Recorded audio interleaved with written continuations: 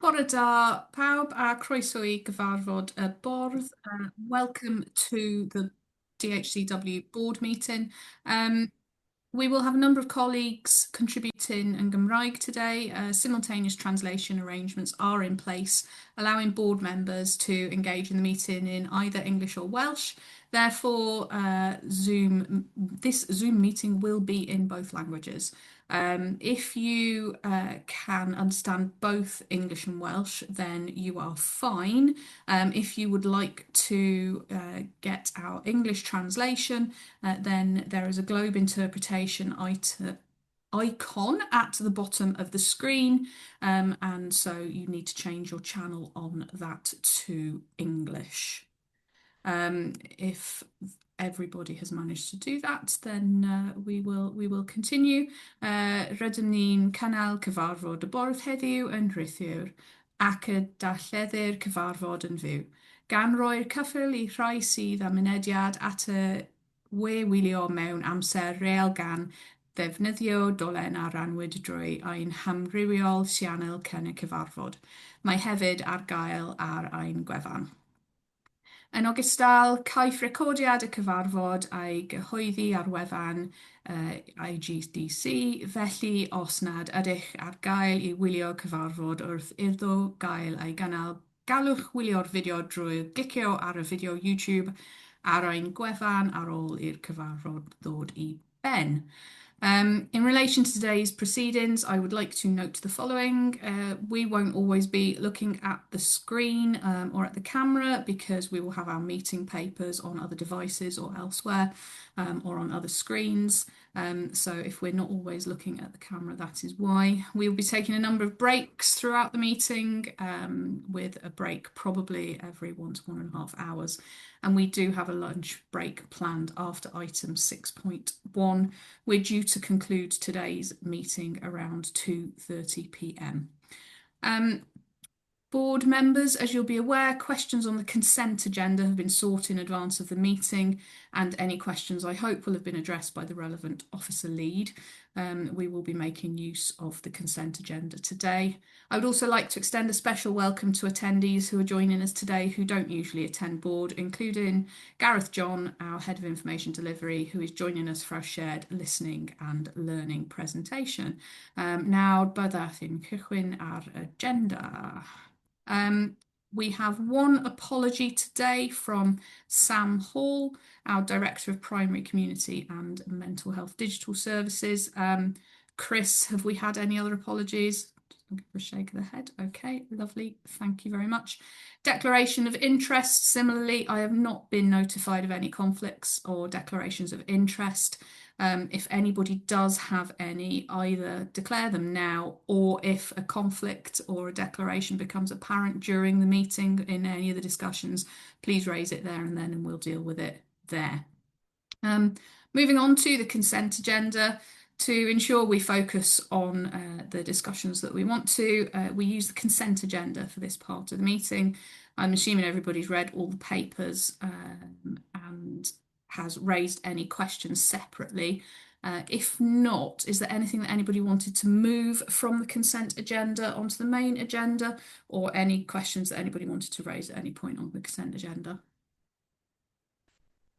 Nope. Okay, then I propose that everybody present is happy to approve and note all items as requested. Specifically, we are approving the minutes, item 2.1, from the board meeting held on the 27th of November 2025.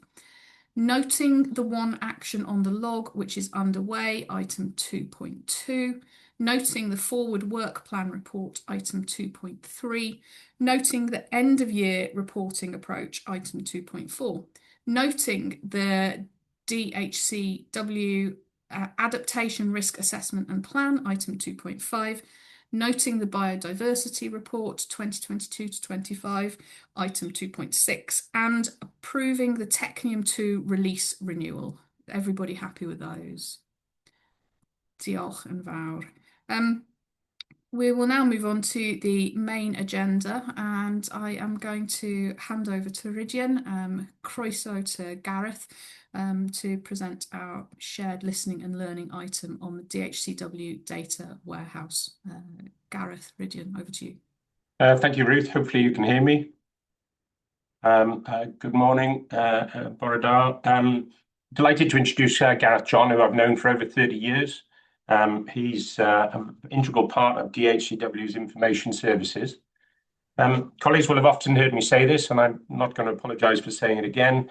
It is incredibly important for care that we collect information from every care environment, regardless of context, that we make that information securely stored so that we can share it in a way that adds value to the individual's patient's journey, but also that all citizens in Wales benefit from the value of the investment that's been put in to collect and use that data. And that is the ambition to deliver a healthier Wales. So Dr. John's going to take us through information that we make publicly available for learning, who we work with, our key partners, how we enable a system that is a learning system that looks to improve safety and to reduce harm and to improve outcomes. And there's an element there on our research partners. So I'm looking forward to sharing this presentation with you. Thank you very much, Gareth. Thanks, Ridian. Cheers. Okay, just everyone see my screen? All good. Okay, Borodar pawb, morning everybody. So I've been to the board previously, and we covered a lot of sort of the base in terms of what the department offers. I wanted to give a little bit more flavour in terms of I was asked to come here to talk a little bit about our support for research and innovation in particular, and something we haven't really shouted about over the years, but we are quite a key part of that within the all sort of NHS and the Welsh infrastructure. So just give it a little bit of a recap in terms of the sort of context of the information department. So there's two main areas really. We've got the data acquisition and data warehouse area, and we sort of maintain national data sets. So some of those come from Health Wales national mandated. We get a submission every month or week, but also more so now we grow into the sort of operational data space. So we're pulling data from the systems that we manage, such as sort of diagnostics, hospital pharmacy, and that sort of thing. And then in the analytical area, we've got a number of different work areas. So key ones are things like value in health, cancer, that the analysts are organized into different sort of stakeholder groups, supporting different stakeholders. And research and innovation is one of those key ones, alongside sort of, supporting Welsh Government and the health boards themselves.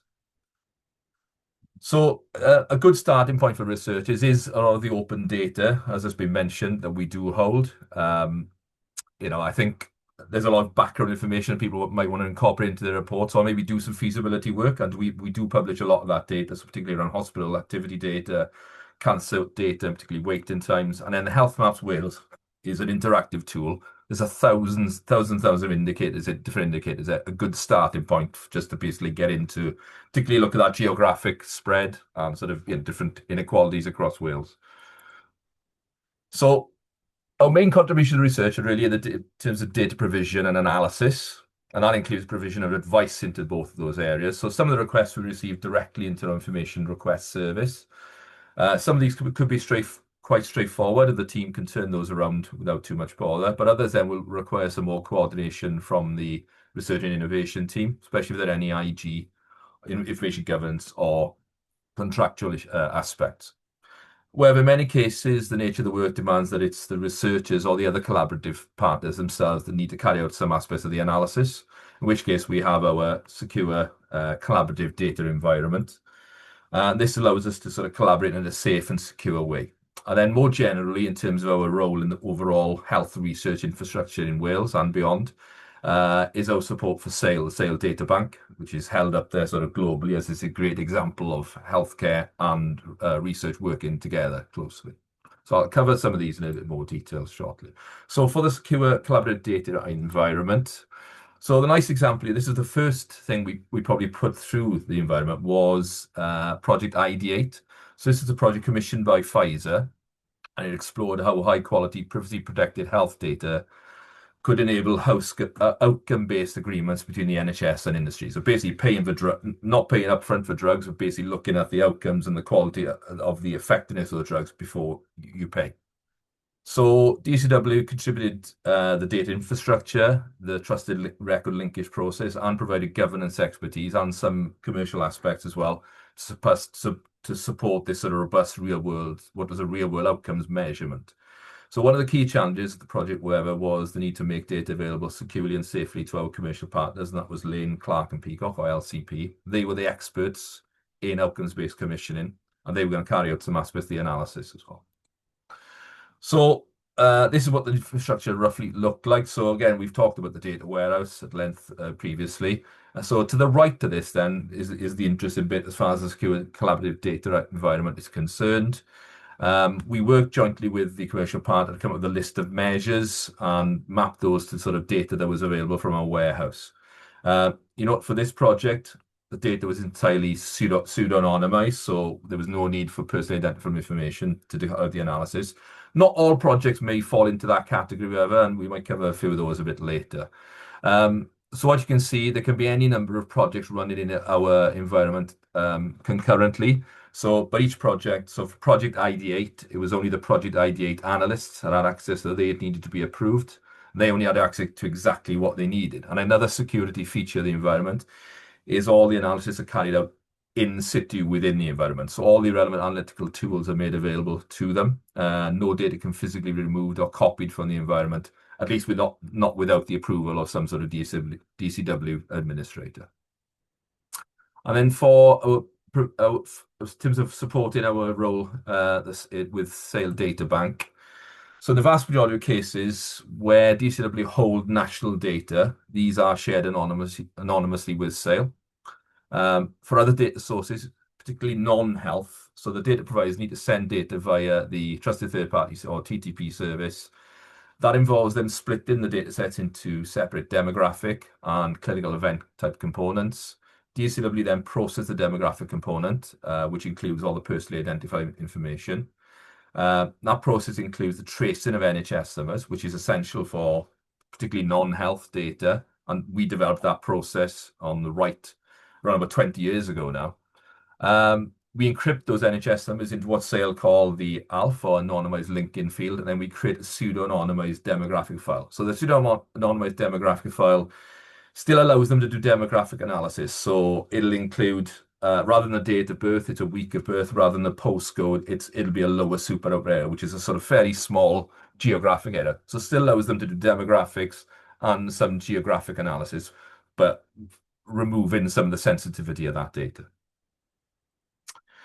And so specific projects that we've supported recently and over the years, really, I've tried to categorize them into sort of different areas. So there's research which we are now producing through our normal analytical work programs, notably through Value in Health. So there's quite a few publications now coming out of the OECD Paris study and also the end of life work areas. And in the past, we've also co-authored a few papers on liver disease and other particular areas. So that's great. That's a growing area.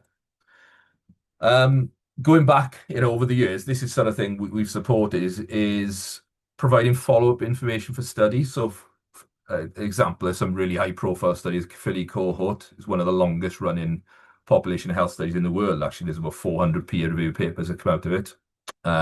So participants in this study were all men between the age of 45 and 59, recruited between 1979 and 1988. So as you can imagine, they're either very old or some of them are deceased, unfortunately. And so part of our job then is to check our data sources, determine if and when they died, and also whether if they left the area, because that could affect the sort of follow-up information, whether to exclude them from certain analysis. We also recently provided information for the Simplify study, and that was a trial to determine effectiveness of the Galli area, which is an early detection test for cancer. So in that case, we used our data sources to flag whether the participant had been diagnosed with cancer subsequent to that test. Another area which we support research is in generation of samples of random individuals. And for that, we use our Welsh Demographic Service, which is our national patient register. So there are a number of examples here. So we've supported the recruitment of participants, again, for a very high profile, the UK Biobank study. So we generate a random sample of eligible people aged between 40 and 69. within 25 miles of Cardiff and Swansea assessment centres. We had to incorporate a bit of geographic data into that. For the COVID shielding evaluation study, we derived a set of match controls. So these were people who weren't shielding, but had similar characteristics to those who were shielding. So that was control for demographics, age, sex, plus other information related to hospital morbidity, hospital utilization, that sort of thing. And then finally, there's some household information. So we've got sort of address level household information contained within Welsh Demographic Service, and this is quite an innovative study. It was carried out just post-COVID. It was about looking at the COVID test events. So there were a few football matches held with a limited audience. And what they want to look what was the risk of transmission in those events. And one of the issues with those events is obviously people go to events can be in families or close household groups. So we wanted to control for that as well. So we looked at similar households who didn't go to the match versus those who did go to the match. Onto Digitrial. Now, this is a really high-profile area. It's not too dissimilar in terms of what we showed in the previous slides, really, because it's just another case of filtering and sampling individuals based on trial eligibility criteria. So this is actually a slide from Health and Care Research Wales, who we work closely with. And it stresses the importance of Digitrials in sort of maintaining growth, particularly the UK life sciences sector. And Wales then with DSW very much at the heart of things. We're well placed technically to deliver all aspects of this really, all the way through from feasibility, find, recruit, and follow up. However, as usual, there are some challenges around data sharing, particularly in relation to GP and community dispensing data, both of which really need to be a key part. They're going to be a part of the eligibility for a large proportion of trials. So that's a slight limitation for the moment. However, in terms of the GP data, we are looking at possible interim arrangements involving Sale. So they hold GP data for around 80% of the Welsh population, and they would be able to carry out the feasibility and the find components anonymously. Then they could work with us to re-identify those individuals for recruitment, given the sort of the appropriate permissions.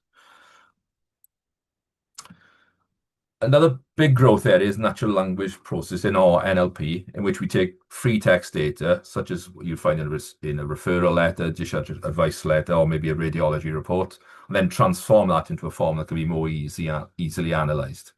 So there's both academic and commercial sectors are really keen to collaborate in this area. We've already taken 2 Swansea University projects through our secure data environment. One was relating to analysing the presenting complaint field that is provided as part of the emergency department data set. And another was extracting epilepsy relevant information from clinic letters. So actually our migration, as you went to the National Data Resource, NDR, and its Google Cloud platform, actually there's a lot of new tools available there, which are likely to accelerate, hopefully, progress in this area. Allow us to maybe do some, inbuilt sort of some of our own research for that area, because we have particular needs to basically make a maximum of information out of that unstructured data and make that structured for our analysts. And then finally, sort of the NDR Google Cloud platform will give us a lot more capabilities in the area of machine learning and AI.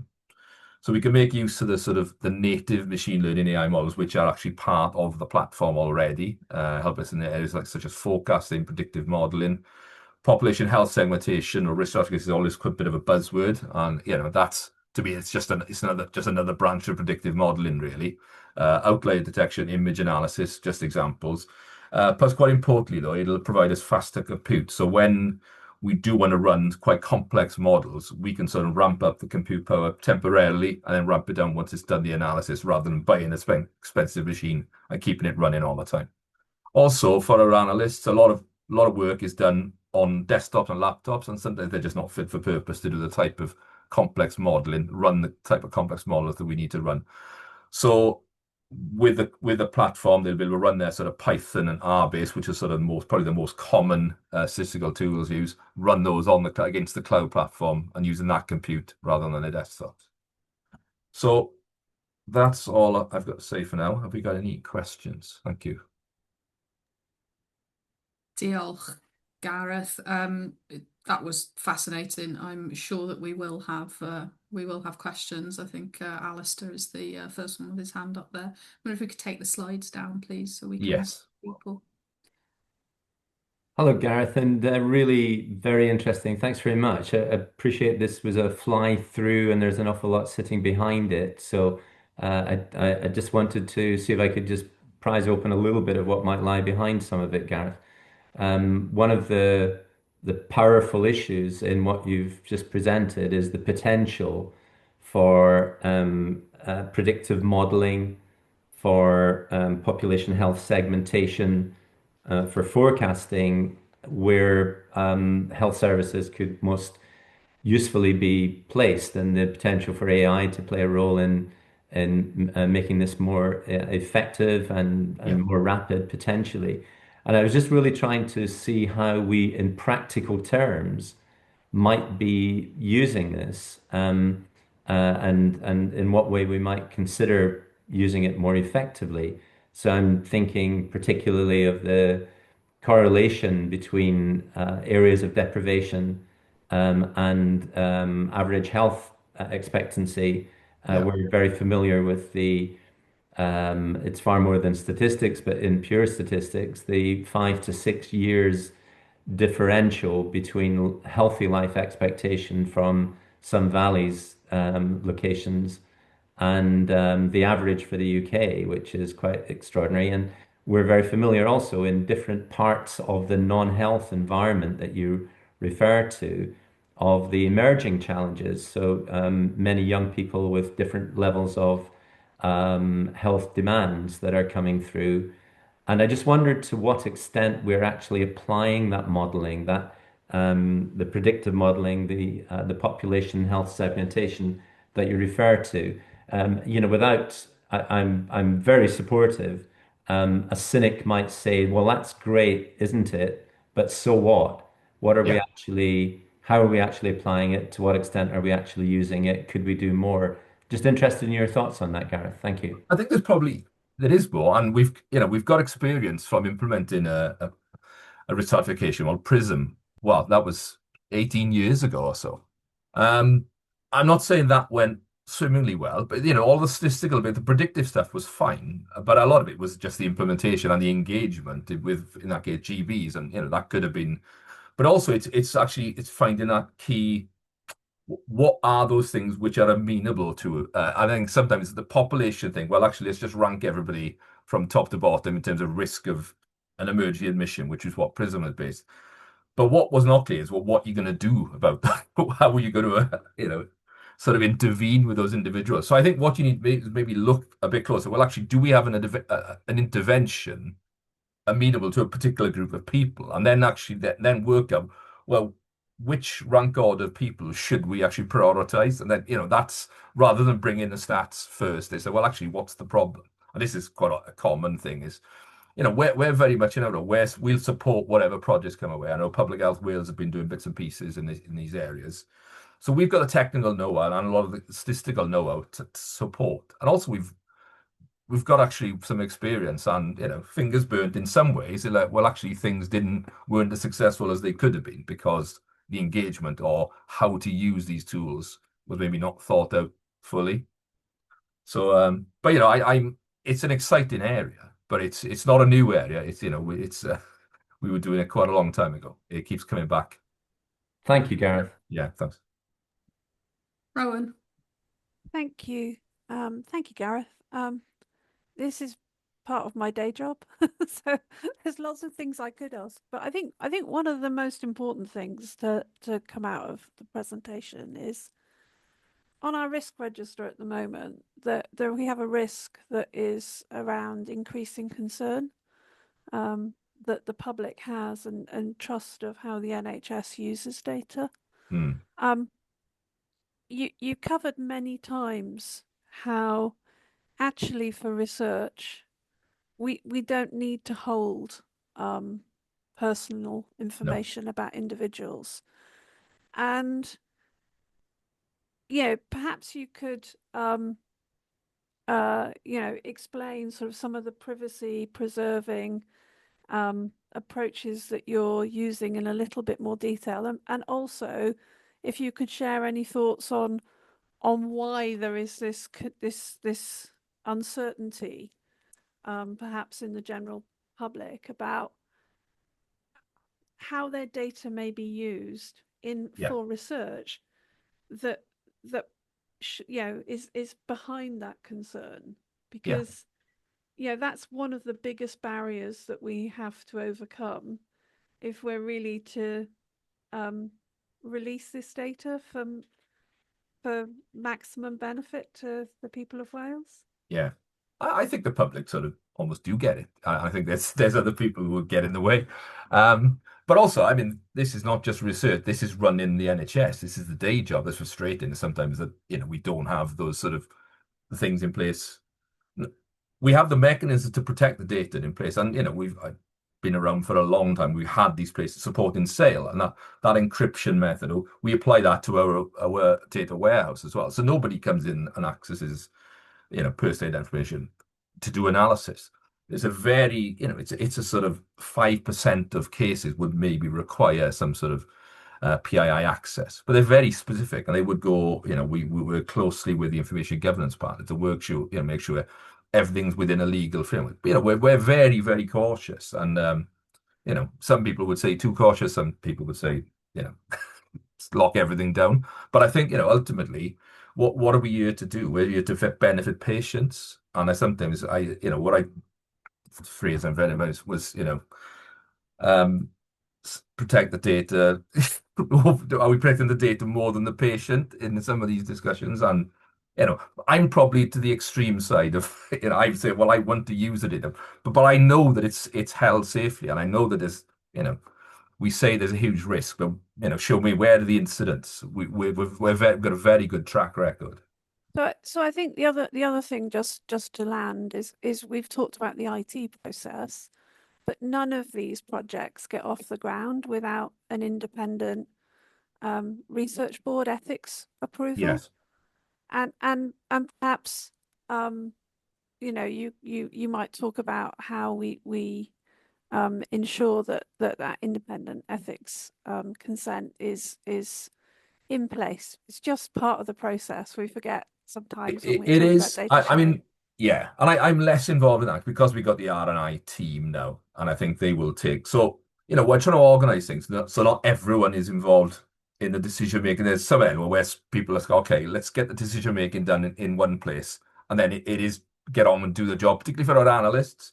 And it's quite often they're asked to make sort of judgments on things which maybe they should need to, and then things get stuck in a sort of wheel and say, well, actually, who's making a call on this? But so I think we're trying to sort of have that sort of decision making and those processes in one place, try and neaten it up, because we didn't have an R&I function until fairly recently, so we had to try and work all this out ourselves. So it's a much better place, and the team are great. Rachel, Sally, and the team really, really supportive. So I think we're trying to they understand that process, and we understand the data and risks. So we're all trying to bring what our sort of expertise is, rather than trying to think of everything. That makes sense. Thanks, Rowan. Diolch, Gareth. Helen. Thank you, diolch, Gareth. Really great presentation, and to see that the growth in this area in the organisation, and the important research that actually the team are supporting out there, and good to get kind of shine a light on it actually. So I've really enjoyed the presentation, as you'd expect. I got a comment and then a question for you. So the comment is back in response to Alistair's question actually, and the work that is happening now as part of the conversations that the Chief Medical Officer is leading on the Community by Design programme of work that is looking at how do we redesign the services so they are properly integrated outside of hospital, so that we are kind of, ensuring that we've got community services by design, where patients are being treated close to home. One of the pillars of that's being led by Tracy Cooper, the Chief Exec of Public Health Wales, and we are involved in those discussions, is the prevention and population health management pillar. So how are we at scale going to really adopt kind of that best practice approach to using the data to inform and manage, not just individually in terms of the improving outcomes for individuals, but actually at population level, at community level. Who are those cohorts of patients that we would want in, and the examples that Gareth gave, how you would, there are, with all of the tooling and the capability that we've got now on the technical platform, actually we can ask so many more questions now than we've been able to previously, and process those things far more quickly, then we could really stratify the population at the levels that that we would want to do. And actually, if we're doing that in terms of, for example, supporting anticipatory care management, so that we have integrated community teams that are trying to optimize patients' health and well-being to avoid escalation to into hospital, then we can start to operationalize that for direct care purposes in a way that perhaps we haven't necessarily had the joined up technical capability and then the service model, that operating model in place to do it. So really exciting kind of shifts in that space for us. And good that we're kind of directly involved in those conversations. My question then for Gareth was, as our chief information scientist in the organisation, where do you think the greatest opportunities are now? Where are you looking forward to really kind of spending your energy and your attention where you never had those opportunities before because of the situation we have now? Yeah, well, obviously the new platform, the NDR, is a massive opportunity. There's just to simplify things, and actually there's a sort of democratic element to it, because there's people working in different parts of the world, some on laptops, some on Windows, in the health boards, and it's actually quite there's a lot of people who are unable to do the work that they can do, that their skill set would allow them to, but technically they just don't have those tools available or infrastructure. So that levels the playing field. There's some great links, so there's Welsh Modelling Collaborative, a big group of people. We're not necessarily organised in the same organization, but there's a sort of people who are sharing lots of knowledge in these areas. So, even if you're not the expert in risk stratification, there's somebody around who's done it. There's somebody around who's doing statistical control charts. We know that the chief exec is keen on, but I think we've got this body of knowledge, and it's shared as well. And I've mentioned that sometimes we're waiting for that big challenge, and I think sometimes because we are step removed from the services, well, actually we can't say we're going to introduce risk stratification for what reason, for what. So there's still that, I think that's got better, and I've come back this group that is improving, and particularly through the avenues such as value in health, where we're working closer with the service. That helps a lot, and to shine a light on variation. But I think it's you're like a craftsman. You say, well, who's going to bring? What do you want? I think what we have is we've got the tools now. We've got the skills to do whatever the service requires. We are trying to sort of push the service. Say, oh, we can do this. It's quite difficult, isn't it? So we need champions up there who can actually have got influence and say, actually, I'm aware of this pocket of work. This is brilliant analytical team in whatever health board or DHCW or whatever. They're doing this. How do we expand this to the rest of Wales? How can we apply this? And I think that's the challenge. And it has been a challenge for however many years I've been here. It's always that's difficult, because we're geeky data people. We're never the most shouty in the room people. Yeah. Thanks, Gareth. Diolch, Gareth. Rydyn. Thank you, Gareth. I just wanted to bring out a couple of things that I think will provide us with an opportunity to empower patients to manage their health. And I know it's only one slide, but the find, recruit and follow up, the opportunity for patients to declare an interest in I'd like to know. For example, if diabetes, I'd like to know more about trials in diabetes. And I think the I'd like to know functionality within the NHS app may improve uptake in commercial trials that deliver real benefits for patients. We do know, and evidence is strongly supporting this, that patients who enroll in trials do better. So I think that would be great. I just want to again highlight the approach that we take to secure infrastructure. This brings real benefits in terms of trust, but also cost economics. We've highlighted a bit about processing power that you can flex, switch on, switch off, and that's an important part of making sure that we consider both sustainability, carbon footprint, and the costs associated with that infrastructure. And that infrastructure is for the NHS family, and that brings us neatly to the NDR, the CDR, the potential jewel that allows us to use data in a secure and safe and appropriate way. And as colleagues know, I have an interest in that in terms of my role to lead IG, but it gives us that opportunity to explore the prevention agenda. That means people will live longer, live healthier, and it also helps us, if we have all that data in one place, to look at the performance variation across each organisation and our collective partners who provide services in a way that we can reduce inequalities and improve equity of access. And I suppose that brings me to the final word, which is pathways. This is patients on pathways. Their data is important to them for their care, but is also important for us as an organisation, that is the NHS in Wales, and generally that has a limited amount of pounds, and we need to make sure those pounds are being put in the place that make the most of patients. So Gareth, I'm always grateful for the quiet work that you do in the background, and thank you very much for highlighting a few of those excellent things that the team are doing. Thank you. Cheers. Diolch yn fawr, Rydyn. Diolch yn fawr, Gareth. Thank you very much for that. We could discuss this for much longer. Gareth, you are welcome to stay with us, but if you have other things that you probably need to be getting on to do based on that presentation, the list is long, I have no doubt. You may drop off the meeting now. Diolch yn fawr, Gareth. Okay. Bye. Diolch. Thank you. We have received and discussed that report as a board. Thank you very much, everybody. We will move on now into part 4 of the agenda and the interim chair and interim vice chair report. You will see the items that I have included in my report. Regular observers will no doubt have been able to work out that we are still in interim arrangements when it comes to the chair and vice chair role. I am continuing currently as interim chair and David is continuing as interim vice chair.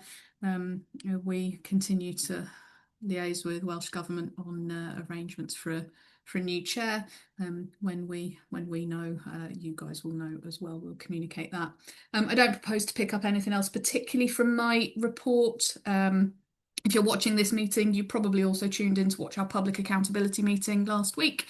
I would like to thank the teams for their preparation for that meeting. It was quite intense in terms of gathering together the evidence pack and gathering together all the information that was needed to prepare us all for that session.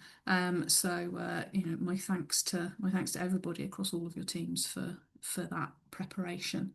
I will pause if there are any questions on the chair's report. If not, I will ask David if there was anything he wanted to pick up from the vice chair report. David? No, thanks, Ruth. Okay, diolch. So we are being asked to receive, and we have discussed, the interim chair and interim vice chair report. We will continue with reports, and I will now hand over to Helen, our CEO, to present her report. Helen. Thank you, Diolch, Chair. Just a couple of highlights from my report. Just to update on our escalation status. So we received a letter on the 6th of January following the tripartite discussions of Welsh Government, Audit Wales and DHCW to say that we were continuing to be in level 3 enhanced monitoring for programmes delivery.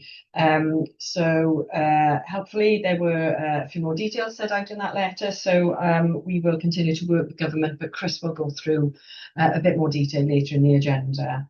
Just to highlight that on the NHS Wales app, we have now completed the work so that referrals received from December are now visible for all organisations. So referrals into hospital consultants are now available and visible for new referrals coming in, and that new outpatient appointments are also now visible where they're being made with a consultant. So more to do in the app space, which I'm sure we will cover in later boards.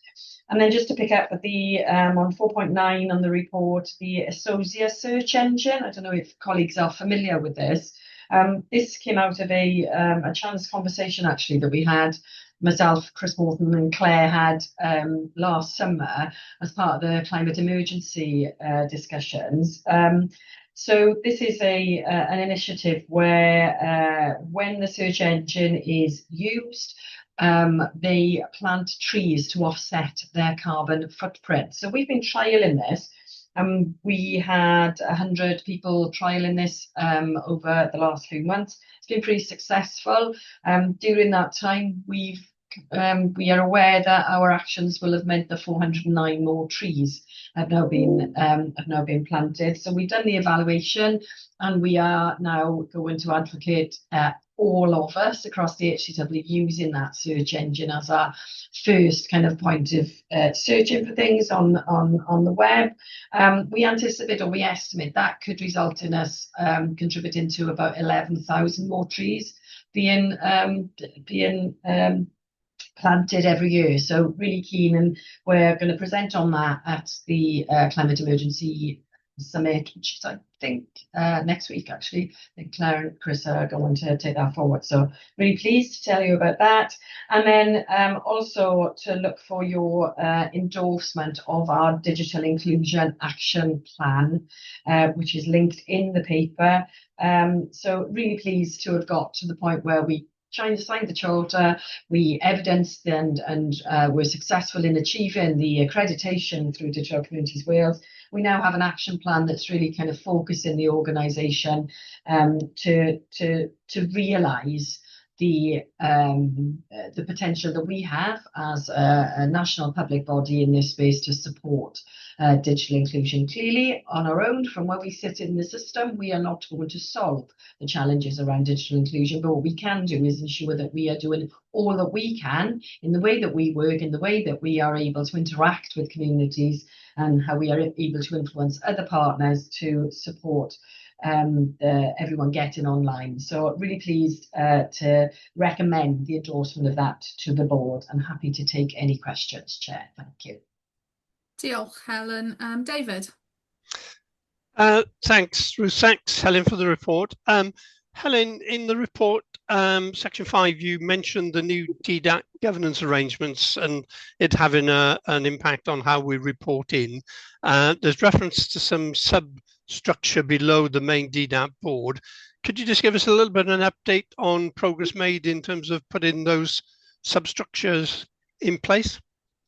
Yeah, so the delivery board, which sits below the leadership board, is now in place and has met twice, I believe. Ivan,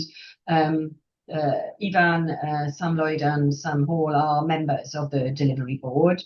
The establishment of an digital advisory group is also being moved forward. Not sure, and I don't know whether Ivan or other colleagues are more aware of any of the other substructures below the delivery board actually kind of meeting yet. I'm not party to that. Ivan, has there been any other meetings of the substructure? The Architecture and Standards Group had its first formalish meeting, so it met in a sort of pre-meeting format before Christmas, and last week met for its first sort of formally constituted group, and Rhian Rice was there representing DHCW. Brilliant. Thank you, Ivan. Thanks, Helen. Thank you. Thanks, Helen. And do we have a sense of the persistency of these arrangements? Because obviously this is a funny time, this close to an election, and you know, whatever new administration we have in future will have their own ideas, I'm sure, about how digital governance in the NHS, or governance generally in the NHS, will work. So I guess we've got something in place now which we're which we're making best use of. But in terms of persistency, do we have any sense of how that might work? Not at the moment, but I think that it's some of these boards we need them, don't we? And we know we have gaps in them. We've talked a lot about cyber and IG actually around this board table, in terms of needing to have those kind of dedicated focus senior level boards on those.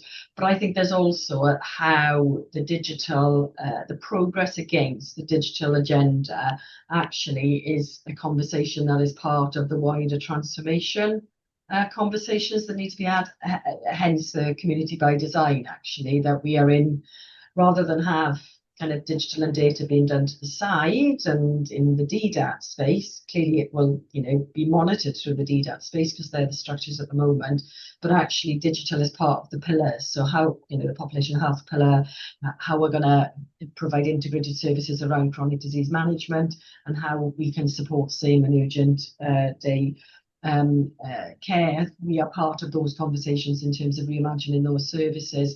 So the digital conversation is not restricted, I suppose is my point, to the DDAT structures. That is there to provide the visibility and oversight in terms of managing delivery as it stands at the moment. That's its main focus, is to manage delivery. Thanks, Helen. And I mean, selfishly, it's critical for us in the next phase of our escalation plan, isn't it? Which will see us through the next 6-9 months.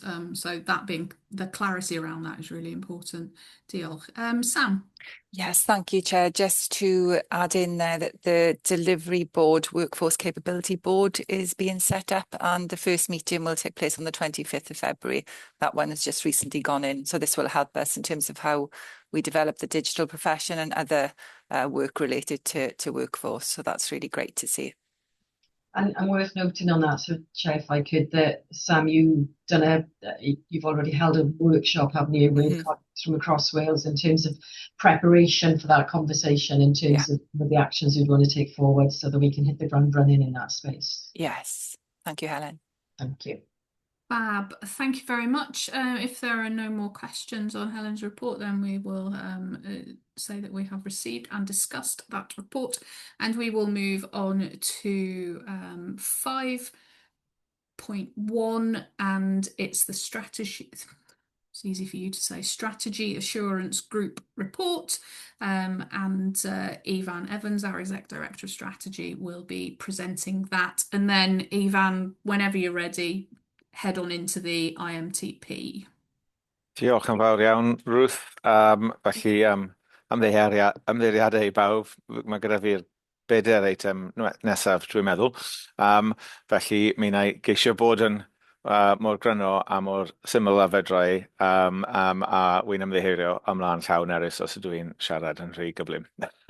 Felly, dyma'r adroddiad cyntaf o'r 4, sef yr adroddiad oddi wrth y grŵp sicrwydd strategaeth, hon yn grŵp newydd, fel bydd aelodau yn cofio, sefydlwyd yn ystod y flwyddyn diwethaf mwyn ceisio cael mwy o drefn ar y ffordd i ni yn rhedeg nifer sylweddol o is-strategaethau sydd gyda ni ar draws y sefydliad. O'ch blaen chi heddiw, mae gen i ddiweddariad cyffredinol sy'n sôn am 5 strategaeth a lle maen nhw arni, a wedyn mae yna 2 adroddiad blynyddol i'w nodi hefyd. Na i fynd trwy nhw gyd mewn camau a wedyn dod nôl at cwestiynau cyffredinol. Dwi'n mynd i gymryd yn ganiataol bod bobl wedi darllen yr adroddiad, felly dwi'n mynd i fynd trwy mewn manylder sylweddol. Mi wna i geisio ateb cwestiynau os oes yna rai sydd yn codi, ond mae rhai o'r strategaethau hyn gyda cyfarwyddwyr eraill, felly gobeithio gawn ni rhywfaint o drafodaeth os oes angen, ond fel nes i ddweud, i'w nodi yn bennaf yw'r adroddiad heddiw. Felly yn gyntaf, y 5 diweddariad. Y cyntaf o'r rheini yw'r strategaeth pobl. Mae'r strategaeth pobl wedi ddiweddaru, a mae yma ger eich bron heddiw i'w gymeradwyo. Mae yna bapur nes ymlaen yn yr agenda, bapur 6.5 ar ôl cinio, sy'n rhoi diweddariad ar y gwaith yn gyffredinol gyda Sam Morgan yn cyflwyno ar y papur hynny, a mae'r papur hynny yn nodi y strategaeth. Felly, ni'n ymwybodol bod yma ddwywaith.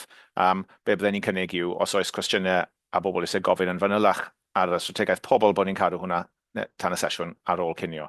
Ond yn ffurfiol mae'r strategaeth yma i'w gymerwyddio trwy'r papur hwn. Yr ail yw'r diweddariad ar y strategaeth amgylcheddol. Mae'r gwaith drafftio yn mynd yn ei flaen, y gwaith sicrwydd trwy'r grŵp strategaeth. Un peth wysau tynnu at eich sylw fan hyn yw bod y strategaeth amgylcheddol yn rhoi cryn dipyn o bwyslais ar fframwaith a polisi neu'r proses. Hynny yw ffordd o weithredu strategaeth drwy lunio fframwaith manwl a wedyn prosesau i'w dilyn sy'n mynd gyda'r fframwaith hynny. Un o'r pethau mae'r grŵp sicrwydd wedi gofyn yw os oes angen strategaeth hefyd. Hynny yw, os yw'r fframwaith a'r polisi yn rhoi digon o sicrwydd, oes angen strategaeth, oes na ddewisiadau strategol i'w gael, neu ydy'r fframwaith yn ddigonol. A mi welwch chi pan wy'n rhoi diweddariad ar y bumed, sef y strategaeth ansawdd, bod ni wedi dod i gasgliad fyna, felly ni'n edrych ar y strategaeth amgylcheddol yn yr un ffordd. Y nesaf yw'r strategaeth sgiliau dwyieithog.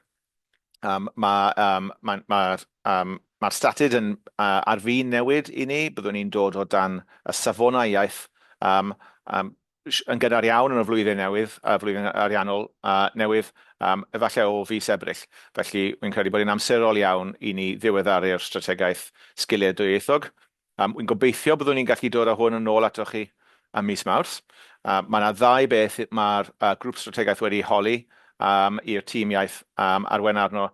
Un yw rhagor o waith ymgysylltu ar draws y sefydliad, fel bod cyfle i bawb yn y sefydliad i gyfrannu tipyn bach yn rhagor i'r strategaeth. Ac yn ail yw i edrych ar ein lefel o uchelgais yn y strategaeth. Ac yn benodol i ystyried a ddyle yn uchelgais ni fel sefydliad fod i gyrraedd lefel y boblogaeth o ran gallu yn y Gymraeg. Ar hyn o bryd, mae 16% o'n gweithlu ni yn cyrraedd lefel 2 neu yn uwch yn y Gymraeg. O ran y boblogaeth ar draws Cymru, y lefel yw 20%. A ddyle 20% y population level fod yn uchelgais i ni yn y strategaeth. Felly, ni'n ystyried hynny trwy'r gwaith ymgysylltu. Ond ni'n dal i fod yn y broses drafftio. Eisiau pwysleisio. Yn bedwerydd y strategaeth ymchwil ac arloesi, i ni'n adolygu polisi sydd gennym eisoes, yna'n mynd trwy'r broses drafftio. Cryn dipyn o ymgysylltu wedi bod ar draws y sefydliad ar y strategaeth hynny yn barod, sydd i'w groesawu yn fawr. Rachel Powell o'r tîm yn arwen ar y strategaeth, a ni'n disgwyl dod â hwnna yn ôl i'w gymarwyddio i'r cyfarfod ym mis Mawrth. Wi eisiau nodi nawr bod nifer o bethau yn dod yn ôl ym mis Mawrth, a mae'r agenda fel arfer yn llawn iawn oherwydd o'r IMTP a pethau eraill, felly, ond dyna'n amcan ar hyn o bryd. A wedyn yn olaf, a mi'n ei gymryd hoi ar ôl y rhan yma, a strategaeth ansawdd. Ni wedi bod yn gwneud lot fawr o waith ar ansawdd dros y flwyddyn ddiwetha. Claire a Paul yn arwen ar y gwaith hynny. Ni wedi datblygu fframwaith manwl o ran fframwaith ansawdd. A mae hwnnw wedi bod yn waith ochr yn ochr â'r strategaeth. Ac wedi ystyried, ni wedi dod i'r casgliad gyda'r tîm ansawdd, nad oes angen strategaeth yn ogystal â fframwaith. Hynny yw bod y fframwaith yn rhoi digon o sicrwydd i ni, a bod ni'n gallu cael hyder a byddwn ni'n cyflawni a pethau ni eisiau cyflawni. Felly, yr argymhelliad i'w nodi i chi fan hyn heddiw, yw na fyddwn ni yn cael strategaeth ansawdd oherwydd ein bod ni'n teimlo bod ni'n gallu dibynnu ar y fframwaith ansawdd, a dyna'r cwestiwn ni'n holi am y strategaeth amgylcheddol hefyd. Felly, mae tipyn bach mwy, ond wy'n credu na i jyst cymryd hoi fyna rhag ofn bod unrhyw gwestiynau ar y diweddariad cyffredinol yn ni, a wedyn mi wnaeth o nôl at ddau beth arall, sef yr adroddiadau cynnydd blynyddol a lle i ni ar y strategaeth hir dymor. Diolch, Ifan. And we will pause before you move on to IMTP to make sure we approve the People and OD piece appropriately as well. Alistair. Yes, thanks. And thanks, Ifan. Just a quick one. To what extent are we taking into account the potential impact on recruitment of any changes to our Welsh language strategy? Can you just give us a heads up on that, please? Yeah, well, that, Alistair, is part of the process of assurance and development that we go through. There are two ways to move from 16% to 20%. One is, well, it's a buy or build, isn't it? So one is to support people who already have some Welsh language skills, I would say, to move from level 1 to level 2, so that they've got a higher degree of more capability and also more confidence. The other is to reflect that in our recruitment processes. I guess the point that I'd emphasize is that 20% is the population level across the whole of Wales.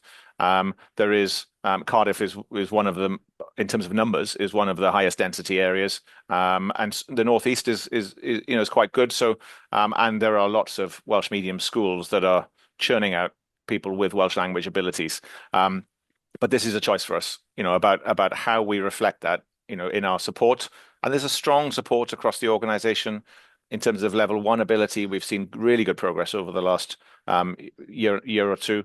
But it's a choice that we need to make in terms of how we would reflect that into our recruitment policies. No decisions taken. We're still in a drafting and engagement phase at the moment. I think that's really important because, doing dysgu Cymraeg, but you don't have to siarad Cymraeg to work here. You do have to love it, as far as I'm concerned, though. So there's something about the culture that we want to build around the Welsh language that's really important, and encouraging that. And you will then find that more people are happy to learn. They're happy to ymarfer, practice, and more Welsh speakers will want to come and work at DHCW. So for me, it's that whole cultural piece around the recruitment is really important.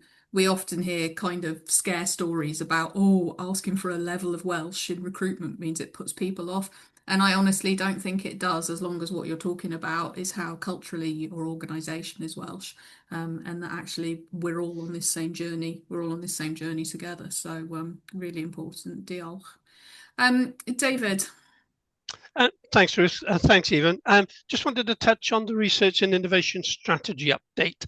At a couple of our board development sessions, we've talked about the opportunity to ramp up activities in that area if funding permits. Can you just give us a flavour of what to expect when we've received the new strategy?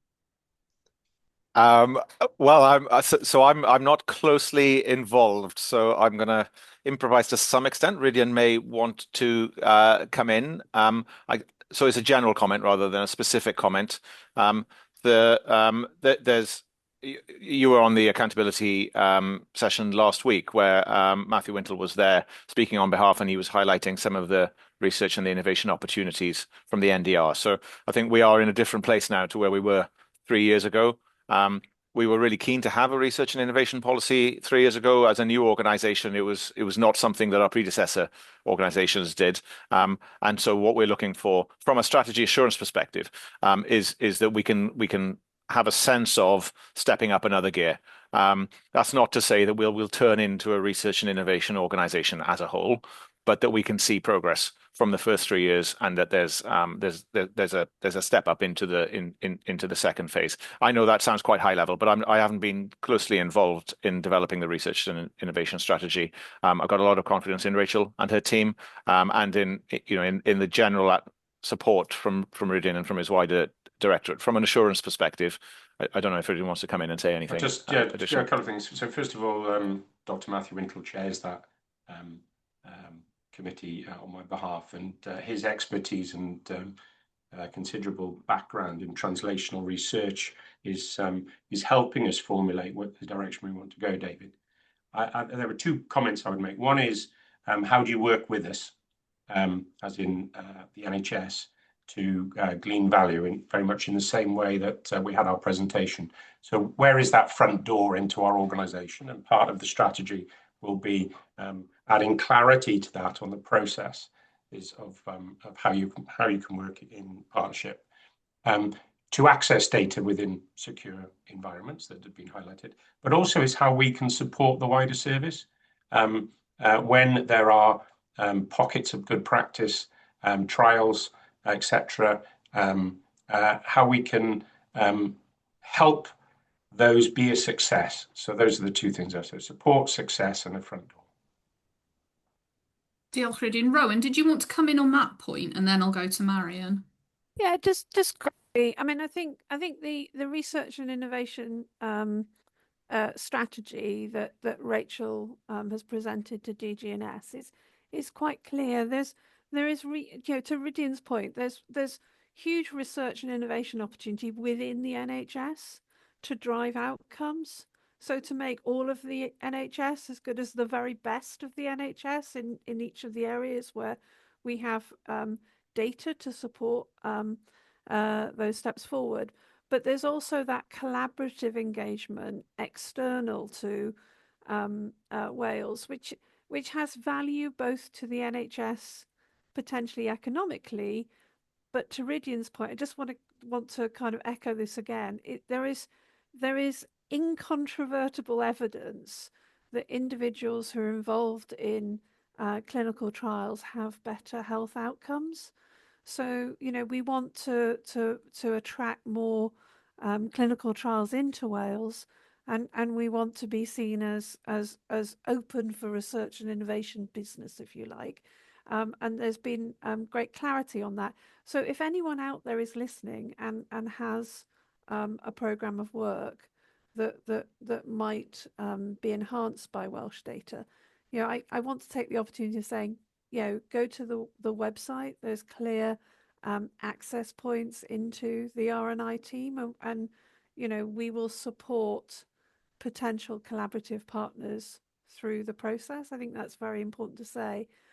And then just one last piece is, you know, I've shared this with the Digital Governance and Safety Subcommittee of the board, but you know, at conferences across the UK, such as the Bioindustries Tech Bio conference, you know, it was highlighted that Wales is able to bring integrated data sets to support research. You know, we don't often have that sort of external validation, if you like, from the non-clinical, non-NHS in Wales, perhaps, community. So I think you know, we've got to build on those strengths. So I think just worth adding that, I think. Diolch, Rowan. Marion. Diolch Cadeirydd, agos Cai jyst i ychwanegu ar yr strategaeth ymchwil ag arloesi. Mae hwn yn ganolog i'n gwaith ni fel sefydliad. Mae'r Prif Swyddog Meddygol ac yn cyfeirio yn gynnau at sylwadau Rowan. Mae'r Prif Swyddog Meddygol Newydd Cymru wedi datgan i siom cynlleied o dreialon clinigol sydd yn digwydd o fewn y gwasanaeth iechyd yng Nghymru. Ac i ni chwaith fel cenedl ddim yn cyflawni faint o ymchwil y dyliau ni fod yn neud i gyfateb â maint yn gwlad o fewn y cyd-destun Prydeinig. Felly mae cael y strategaeth yma yn ei le yn hynod bwysig ac i ni mewn sefyllfa gadarn iawn fel y crybwyllodd rwan oherwydd bod y data gyda ni. Felly mae gennym ni rôl gynhaliol gefnogol i iechyd y tu hwnt i ffiniau Cymru hefyd.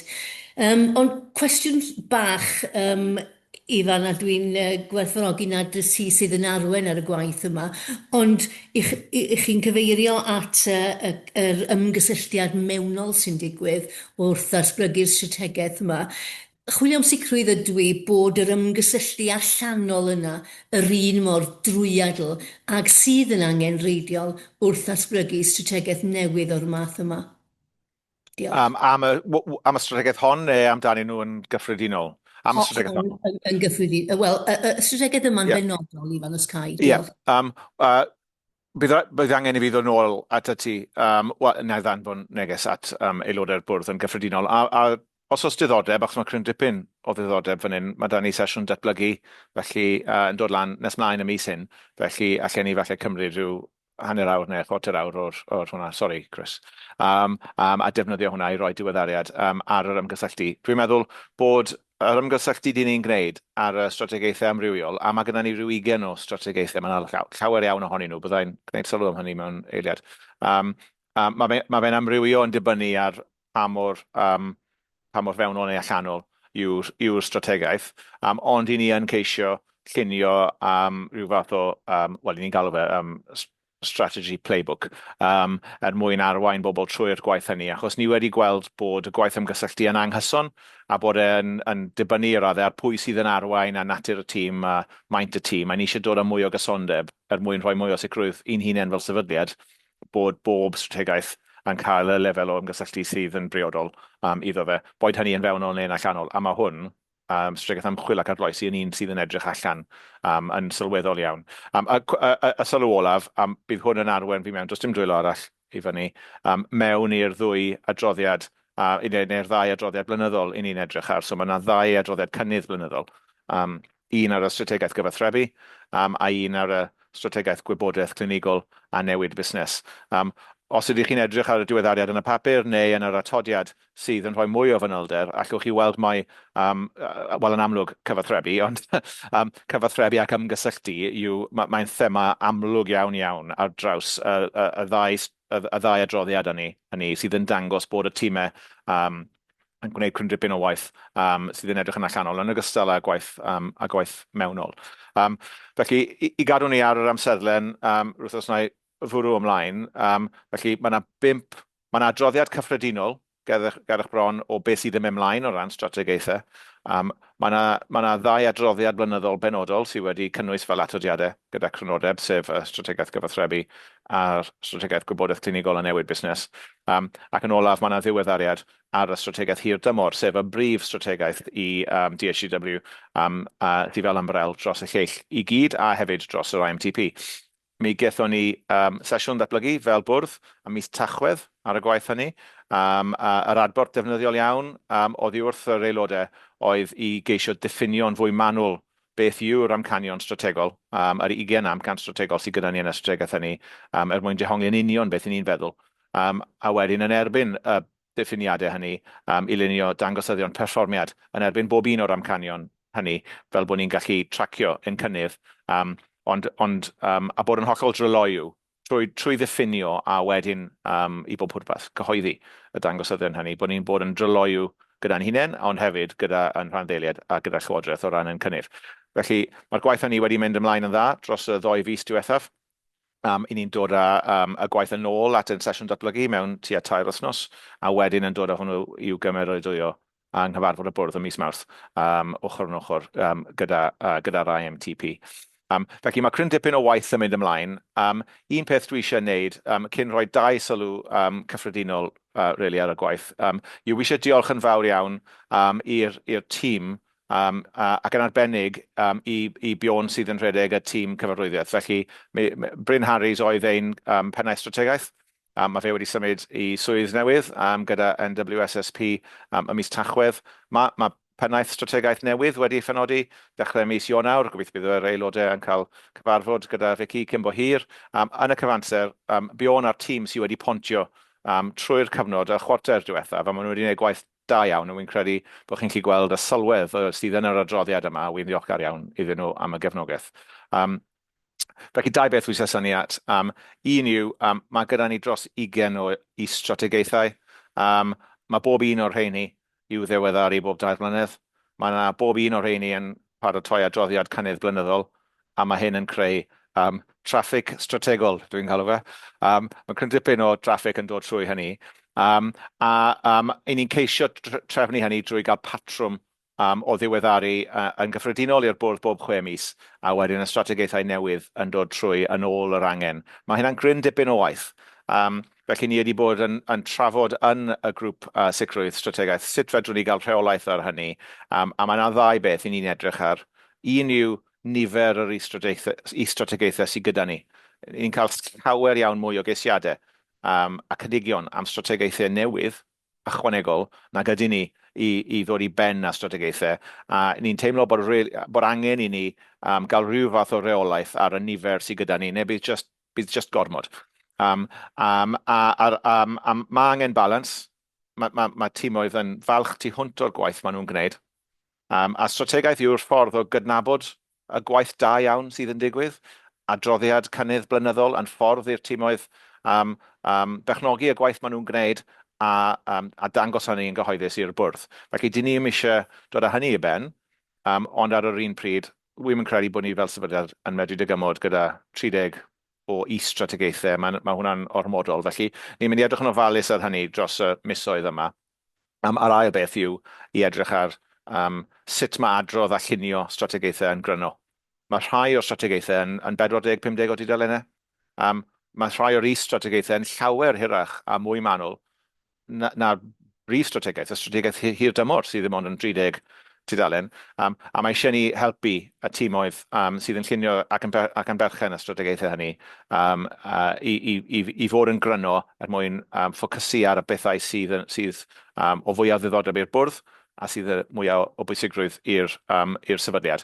Ond dwi'n credu bod hwn i gyd yn dangos y cynnydd i ni wedi wneud yn y 12 mis diwethaf o gwmpas yr is-strategaeth yma, i gael trefn arnyn nhw, i gael sicrwydd rheolaidd, i ddod â nhw at sylw'r bwrdd yn gyhoeddus, a nawr i geisio gweithio yma sut fedrwn ni reoli'r broses yna.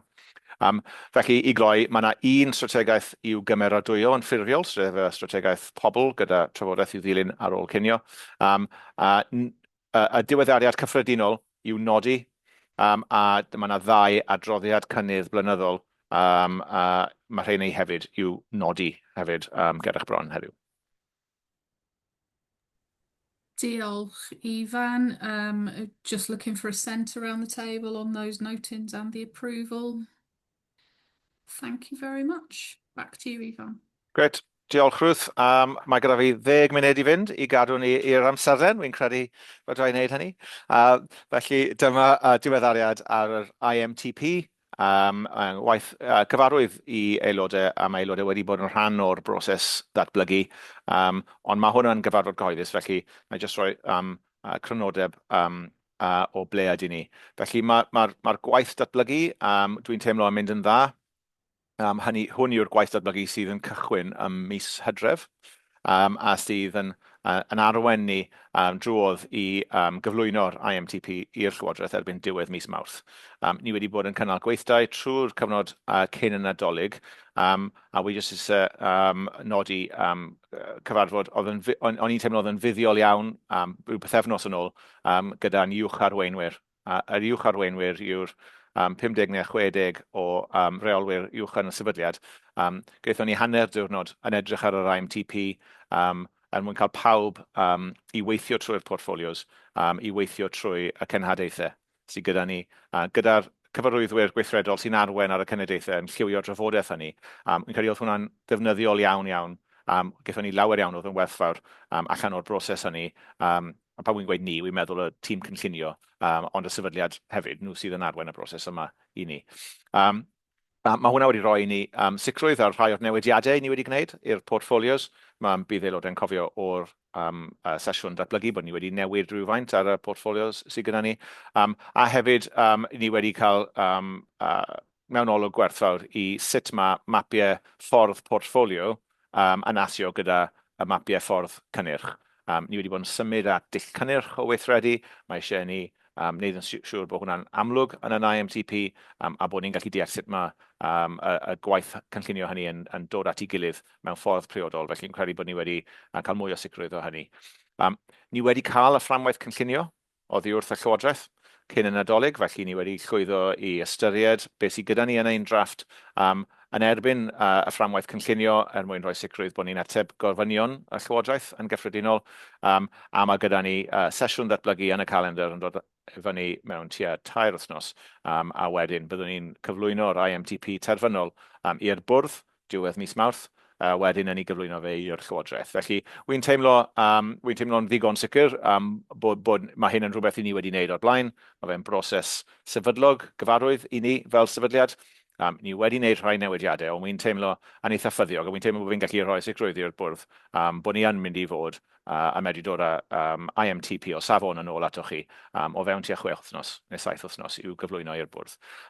Un mater wi eisiau tynnu at sylw'r bwrdd, sef dydyn ni ddim wedi derbyn ein llythyr cylch gorchwyl eto yn remit letter. Felly ni'n parhau ddrafftio yn seiliedig ar beth i ni'n ddisgwyl bydd yn y llythyr hynny, a hefyd faint o gyllid rhaglenni i ni'n ddisgwyl ei gael. Os yw'r llythyr neu'r cyllid yn wahanol iawn i'r disgwyl, bydd angen i ni adolygu yr IMTP fel y gwnaethon ni llynedd. Bydd aelodau'n cofio y llynedd. Mi ddaeth Llythyr Cylch Gorchwil yn weddol hwyr, diwedd mis Chwefror, dwi'n meddwl. Erbyn hynny, oedd yr IMTP mwy na lai yn derfynol, a wedyn mi wnaeth tîmoedd weithio yn agos iawn gyda tîmoedd y Llywodraeth ym mis Ebrill a Mai mwyn gwneud y change controls oedd angen mwyn cael y cynllun i leoedd i ddod ar Llythyr Cylch Gorchwil a'r IMTP at ei gilydd. Dwi'n credu bod ni mewn sefyllfa well eleni.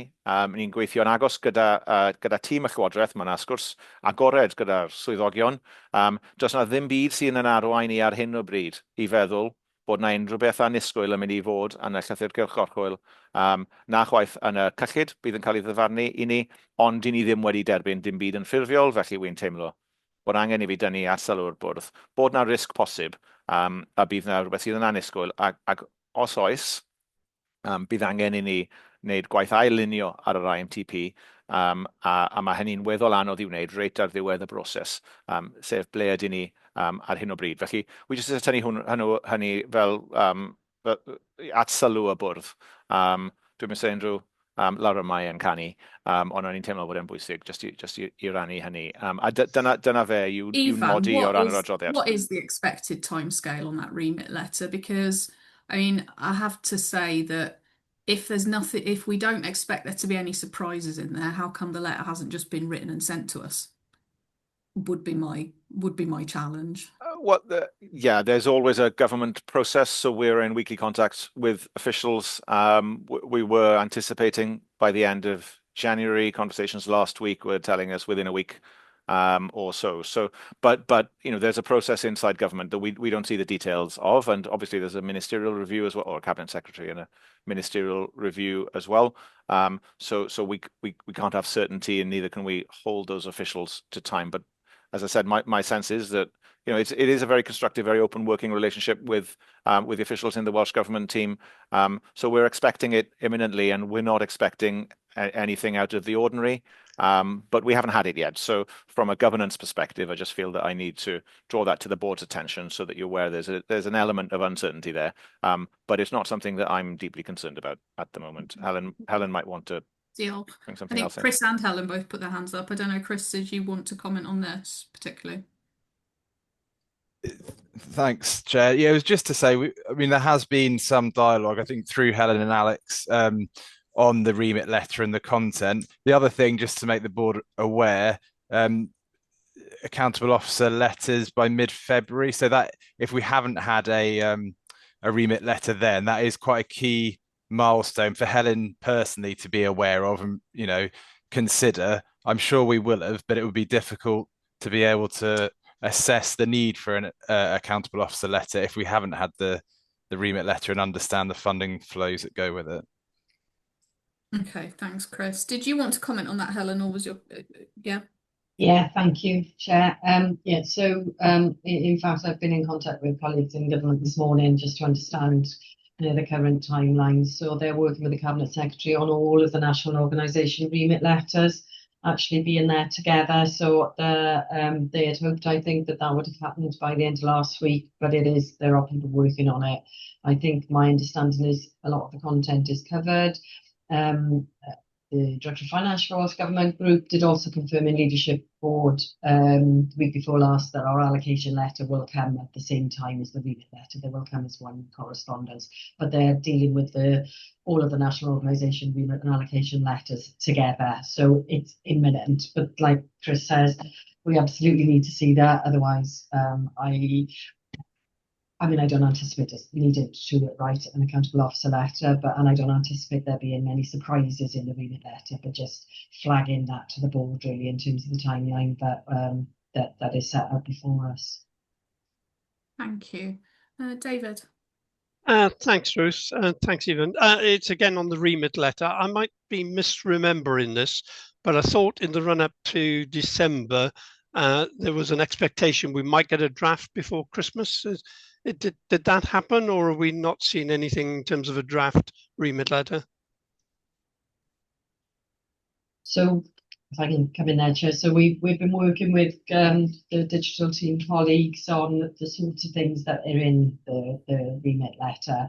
So that's why we're feeling we're not worried about kind of things in there that wouldn't have aligned with the IMTP. So there has been really good communication and collaboration so far on the sorts of things that are going to be visible in the unit better. Yeah.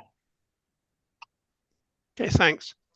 Thanks, Helen. Thanks, David. Ivan, any further comments?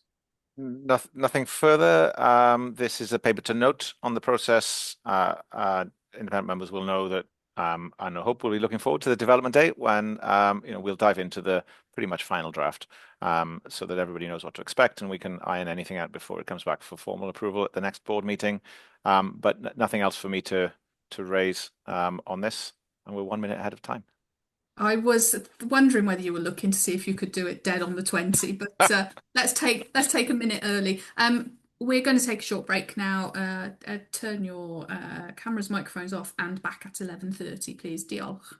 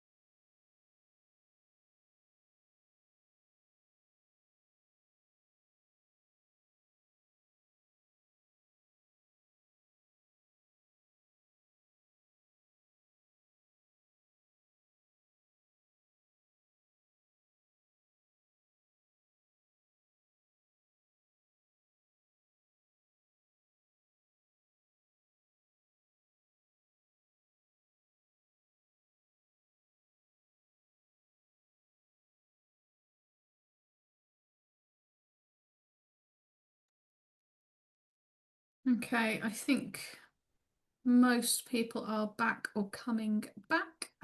So we will begin again. Croeso nôl pawb, and it is back to Ivan for National Target Architecture, which we are being asked to receive for assurance. And then you'll take us, Ivan, into the programme typology and DHCW playbook. Diolch. Gret, diolch yn fawr iawn, Ruth. So doi eitem fan hyn. Mewn ffordd, wy'n fach iawn bod nhw gyda'i gilydd, achos maen nhw yn, maen nhw'n cyd-fynd yn eitha da. Y cyntaf, pensaerniaeth ddigidol genedlaethol yw'r bensaerniaeth dechnegol, o sut mae'n systemau ni gyd yn gweithio gyda'i gilydd ar draws yr NHS. A'r ail yw'r pensaerniaeth o sut mae'n rhaglenni newid, a'n traws newid ni yn gweithio, sut mae, a mae'r ddau yn ymwneud â cynllunio bwriadol, cynllunio gofalus, intentional design, dwi'n gael o fe'n Saesneg, feddwl beth ni wedi ddysgu dros y blynyddoedd diwethaf, a sut fedrwn ni wneud pethau'n haws i'n hunain. A pan dwi'n meddwl ni, dwi'n meddwl y system yn ei gyfanrwydd, nid DHCW ar ei ben ei hun. Felly, y papur cyntaf, pensaerniaeth digidol genedlaethol. Mae hwn yn brosiect eleni, prosiect newydd eleni, wedi gomisiynu gan y Llywodraeth trwy DHCW, gwaith ar draws NHS Cymru yn ei gyfanrwydd, sydd yn edrych ar y systemau technegol digidol sydd gyda ni yn ei cyfanrwydd ar draws y system. Pwrpas y gwaith, bod fi'n sôn yn dechnegol fan hyn, pwrpas y gwaith go iawn yw darparu gwell profiad digidol i ddefnyddwyr proffesiynol ac i'r cyhoedd ac i gleifion yn digidol. Ond mwyn darparu gwasanaethau digidol o ansawdd iddyn nhw, sy'n medru addasu i'w anghenion nhw ac ymateb i beth sydd angen arnyn nhw, a gwneud hynny'n amserol ac yn fforddadwy, wel, mae angen seiliau digidol addas at bwrpas. Os oes gyda chi hen bensaerniaeth a hen is-adeiledd, mae hwnna'n eich dal chi nôl, dwi'n meddwl. Felly, allwch chi weld hyn yn y maes bancio, enghraifft. Mae'r Challenger Banks medru gwneud pethau clyfar iawn gyda'i apiau nhw yn gyflym. Mae'r hen fanciau yn ffindio hynna'n anodd iawn i'w wneud. Maen nhw'n defnyddio mainframes ac yn y blaen yn y cefndir.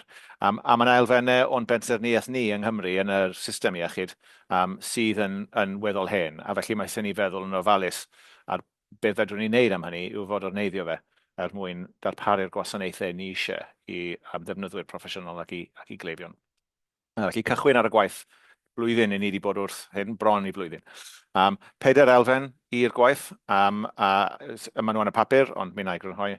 Un yw cyd-gynllunio gyda Bwrdd Iechyd a Amddifodolaethau a bensaerniaeth darged. Beth i ni eisiau, neu beth bydde da yn edrych fel yn y dyfodol. Yr ail elfen yw cyd-gynllunio mapiau ffordd sydd yn cymryd ni o ble i ni heddiw i ble dyn ni eisiau bod, gyda elfen o hyblygrwydd a gyda opsiynau mewn fyna, ond y llwybr yna sydd yn allweddol. Nid jyst disgrifio'r dyfodol, ond ystyried sut fedrwn ni gyrraedd y dyfodol a dros faint o amser, a pa ddewisiadau bydd rhaid ni'n wneud.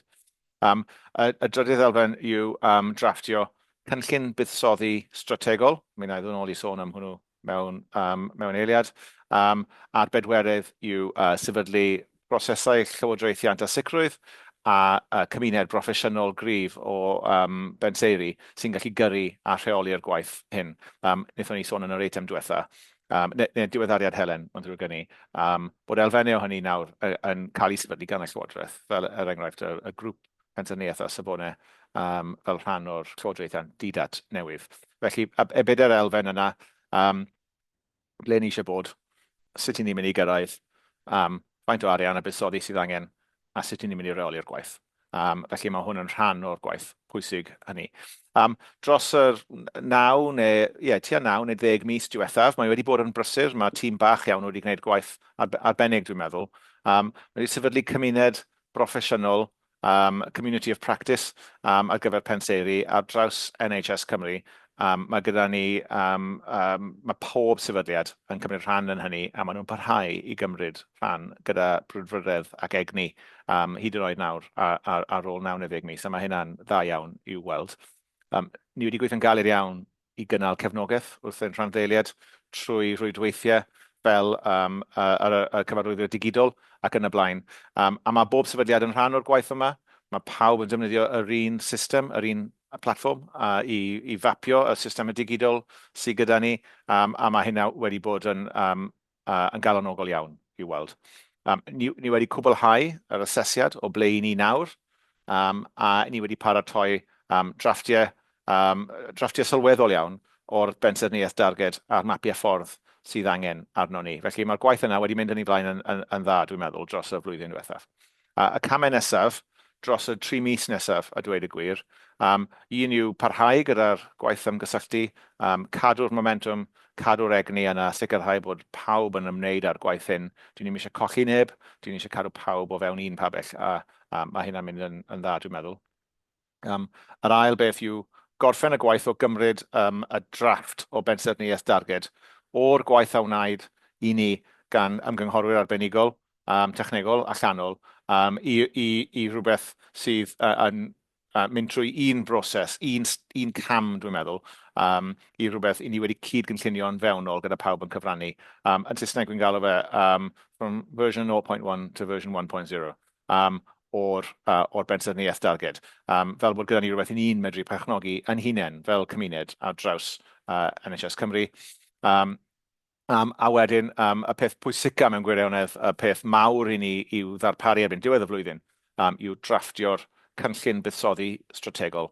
Felly beth yw hwn? Nid achos busnes yw hwn, nid strategic outline case. Dyw e ddim yn gais ffurfiol am buddsoddiad oddi wrth unrhyw un. Beth yw e yw fath o fframwaith o'r holl gynlluniau, o'r holl achosion busnes bydd angen arno ni dros y blynyddoedd nesaf. Felly mae'r gwaith o symud o'r bensaerniaeth sydd gyda ni i'r bensaerniaeth yn y dyfodol yn y thawl elfen i hynny. Mae'n waith sawl blwyddyn gyda buddsoddiad sylweddol iawn, felly bydd angen cyfres o achosion busnes. Beth mae'r cynllun buddsoddi strategol i'w fod i'w wneud yw disgrifio beth yw'r sequence ymhadrefn a gellid i wneud hynny yn fwyaf priodol, pa fath o symiau, yn fras iawn, pa fath o symiau sydd yna, jyst i helpu pawb, rhanddeiliad allweddol, i ddeall beth yw'r tirwedd a beth yw'r sefyllfa yna dros y blynyddoedd nesaf, fel bod pawb ar yr un tudalen, a wedyn byddwn ni'n bwrw ymlaen, gyda ni, wi'n meddwl, y system yn ei gyfanrwydd, am bwrw ymlaen i gyfres o achosion busnes, a gan yr achosion busnes hynny byddwn ni'n ystyried opsiynau a buddion a gwerth a cost o buddsoddi, a os ni'n mynd i brynu neu adeiladu a sut yn union i wneud pethau, ond mae angen i ni wybod pa achosion busnes sy'n dod pryd ym mhadrefn. A wedyn olaf, peth llai am hwnni, mae'r tîm yn paratoi'r cynllun gwaith ar gyfer 2026-2027.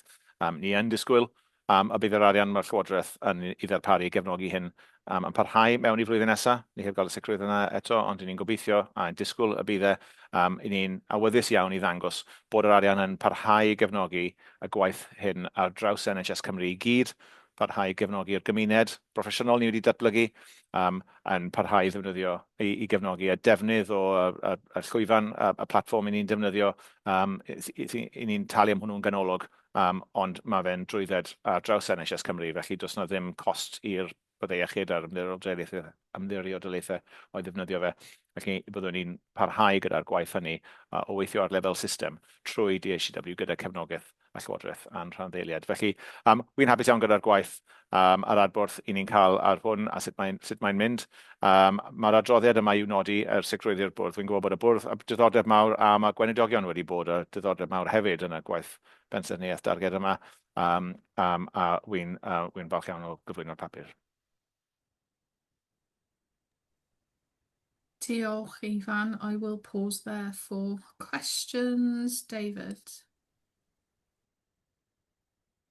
Rwy ti'n mute, David. Yeah, sorry about that. I did click the thing, but it didn't work. thanks for that update. I'm really interested in the roadmap development and the associated business case. You've indicated we're likely to get funding for that, which is great news. Can you give me some sense of the timeline before the roadmap is in place, in terms of we've come up with it and we've got collective buy-in from the system in terms of what we think it should look like and the sequence of events that will get us there? What's your timeline around that, if you've got one? Yes. Well, so there's quite a lot in there. So again, we're supported by an external consultant on this work. There's quite a lot of engagement going on across the system. The brief is that there will be a sort of roughly 20-page high-level pitch deck for senior leaders and decision makers, and behind that, a more detailed evidence sort of document that unpicks the sorts of constraints and necessary sequencing that we have. The sorts of things that are in that space are we have contractual cycles and timetables. The one that we usually use as an example is, LIMS 3 will be upon us before long, and we're going to have to start working on LIMS 3.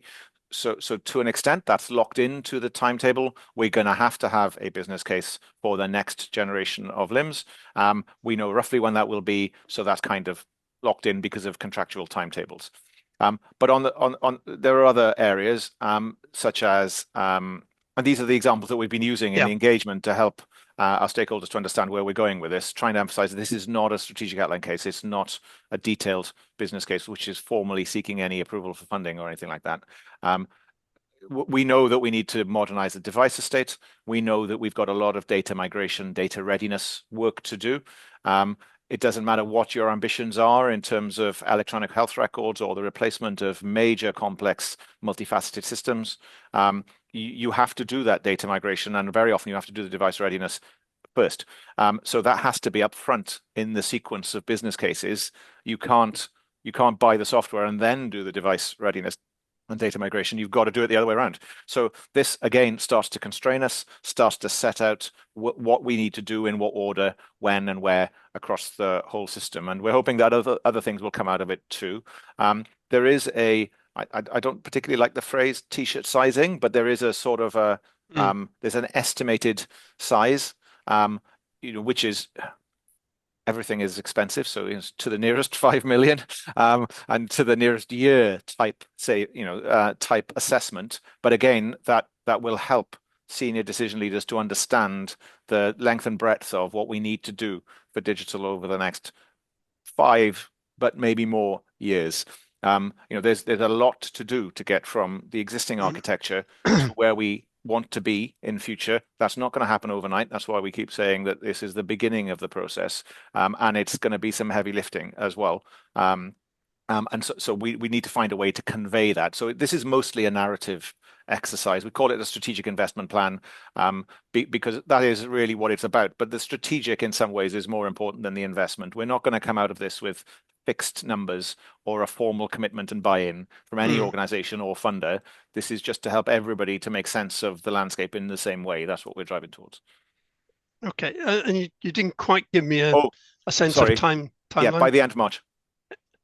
End of this March. So that report, as I said, it's a 20-page high-level strategic slide deck. That report is by the end of March, and then business cases will follow. The first of them I'd expect in 26, 27. I can't tell you right now which ones will be the first business cases, but we'll then know which ones we need to address early. And as an example, I think that the capability of the architecture profession across Wales is a really important thing.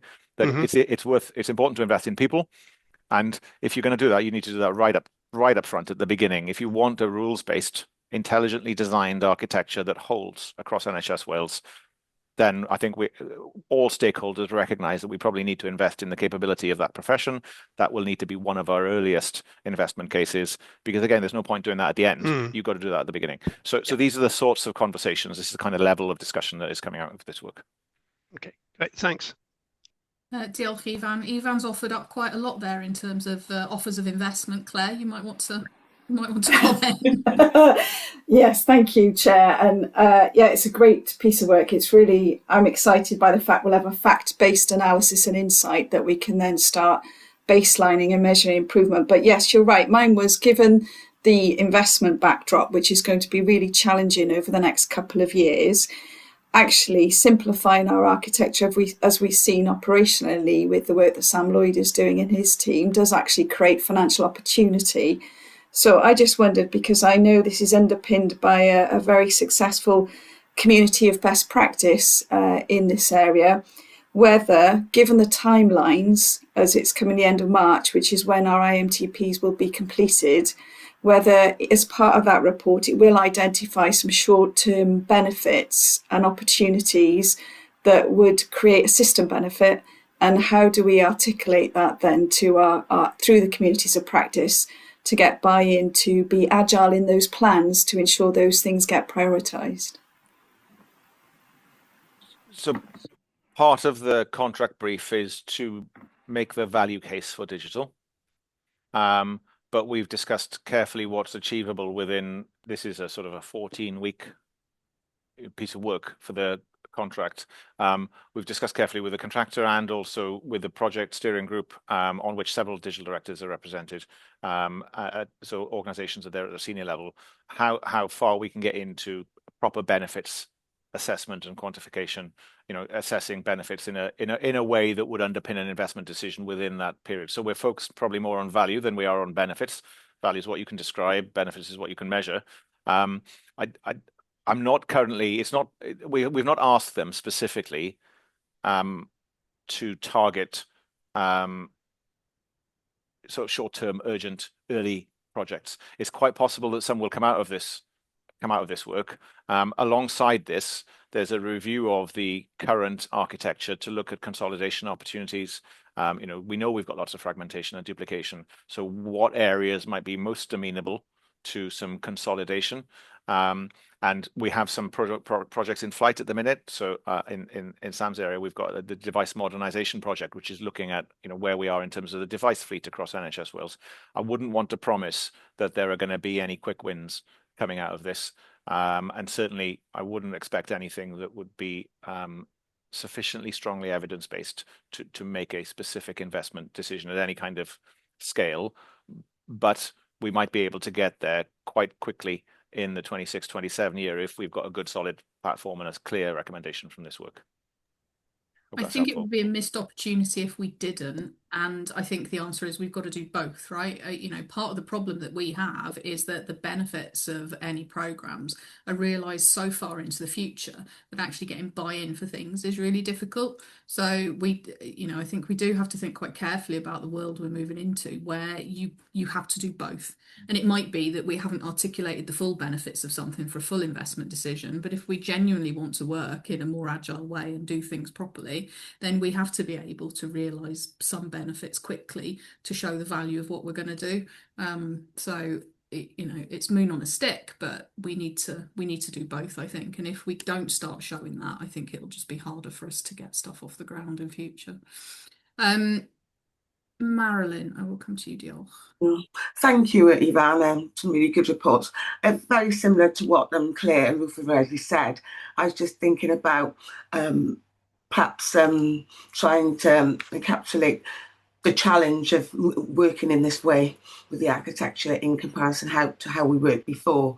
Like you said, some of the things will be realised long term, but of course there will be some short-term gains with the way we work. But I know we've done lots of different opportunities saying how it's going to work in lots of different ways. I just wonder if you could just sort of trace it really to just explain the complexities of how we're now working, to think that actually it's not it's like a short-term sacrifice for long-term gains. We're going to see it in the future, but it's about the challenge of just working so differently as well. And I know we talked about the community of practice and the buy-in, but I'm not sure whether people could necessarily grasp how complex that is really. I think, really good question. I think we DHCW are really focused on maintaining we as NHS Wales. This work has been really strongly characterised by the collective input that we have, and that has been that's gone really, really well. And I think that's been very easy to hold together while we're talking about principles and while we're talking about ambitions. Everybody wants a cleaner architecture. Everybody wants a more modern architecture. Everybody wants to move to cloud. Everybody wants reduced fragmentation and duplication. As we move into the next phase, we're going to start to need to make some crunchy decisions about, real choices about people giving up some of their systems as we move from collections of legacy systems into new modern ones, and that might move us into a slightly different place. And so we're really focused on how we're holding all of that together. I don't think there are many easy, quick wins in the sense of a thing that we have not seized and pounced upon to just take the quick win.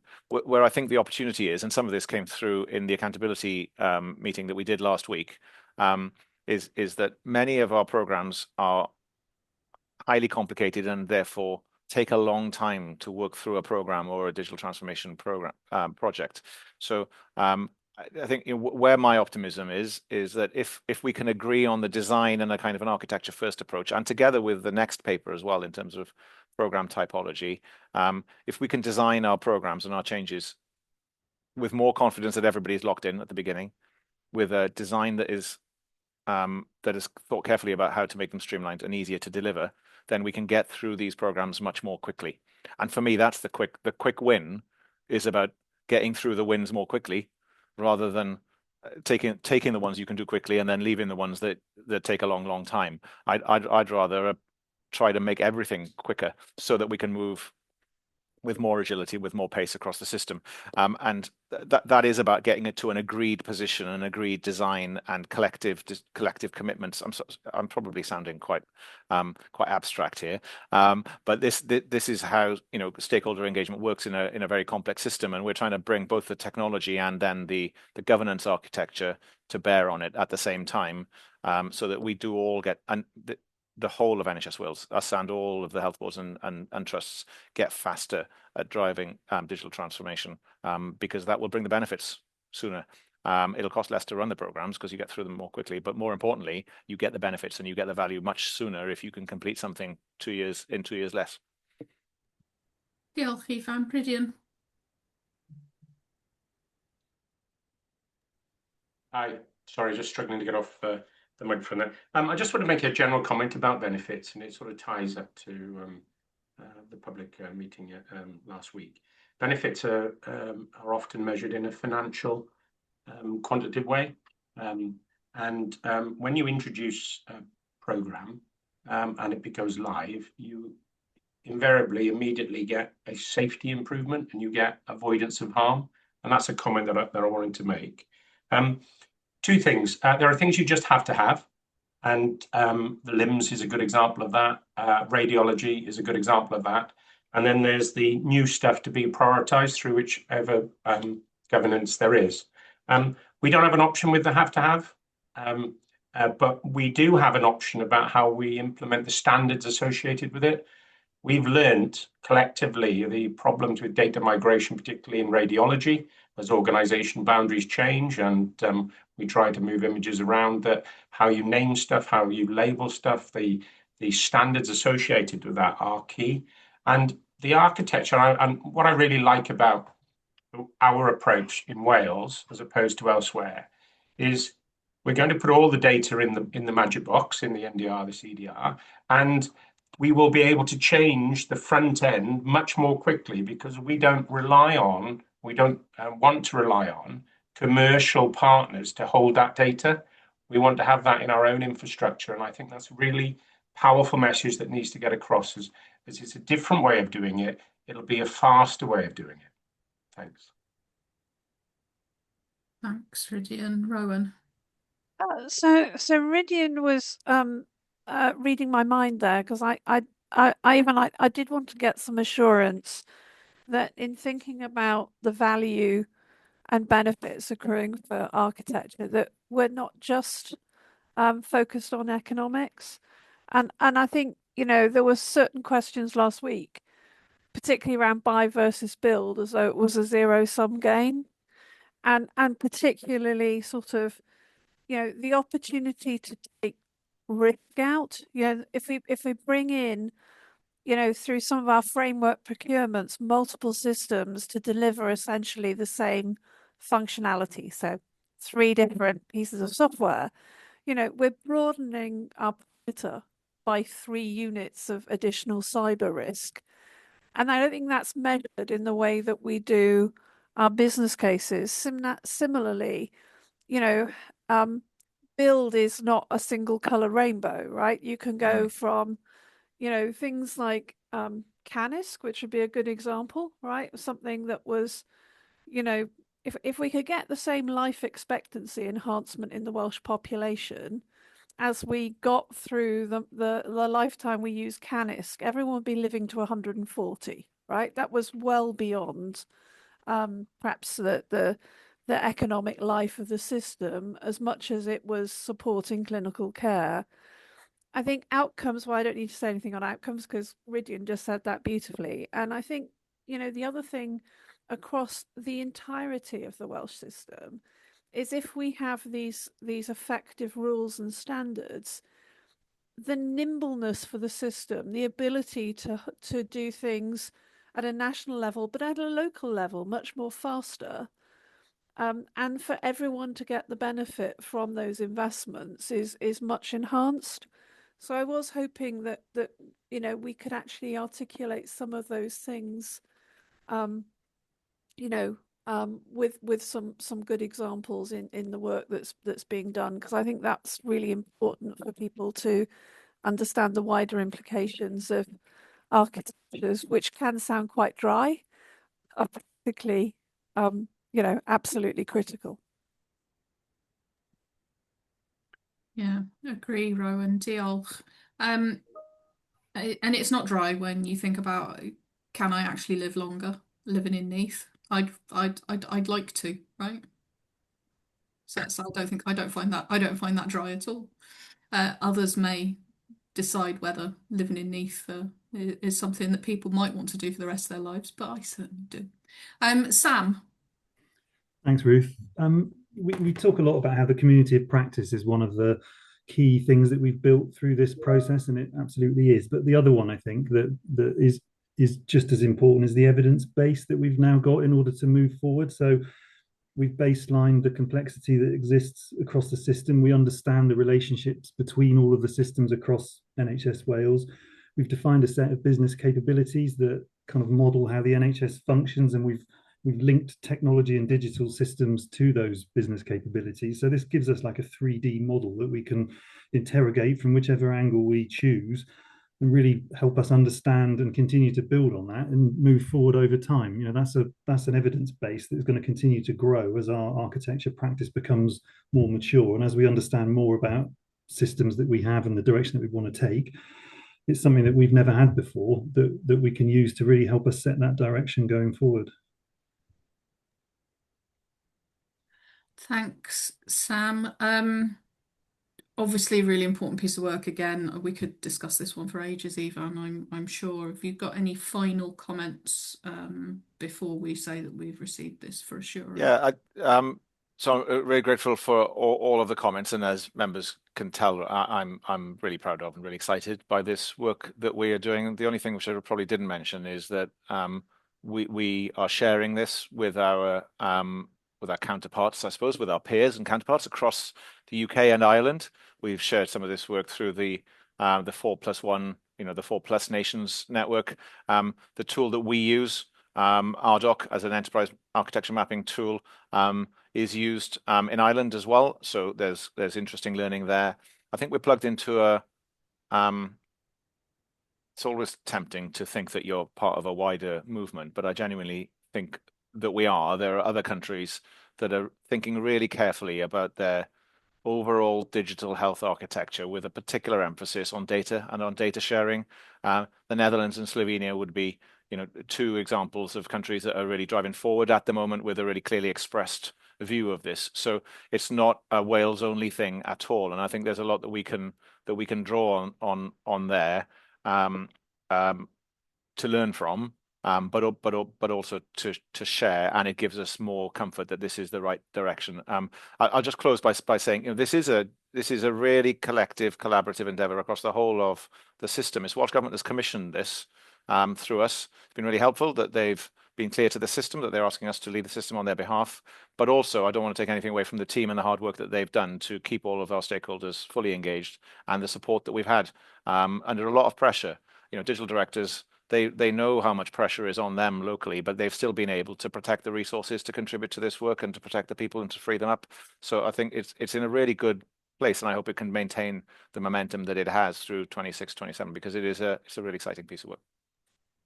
Diolch. Thank you, Ivan. We have received that item for assurance, and back with you for programme typology and DHCW playbook to update us on where we are with this. Because obviously, this has been through our committee structure.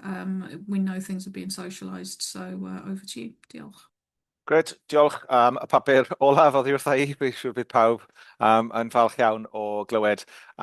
So beth yw'r papur yw diweddariad ar bleini o ran cynllunio ein rhaglenni a sut i ni'n darparu ac yn cyflawni y rhaglenni.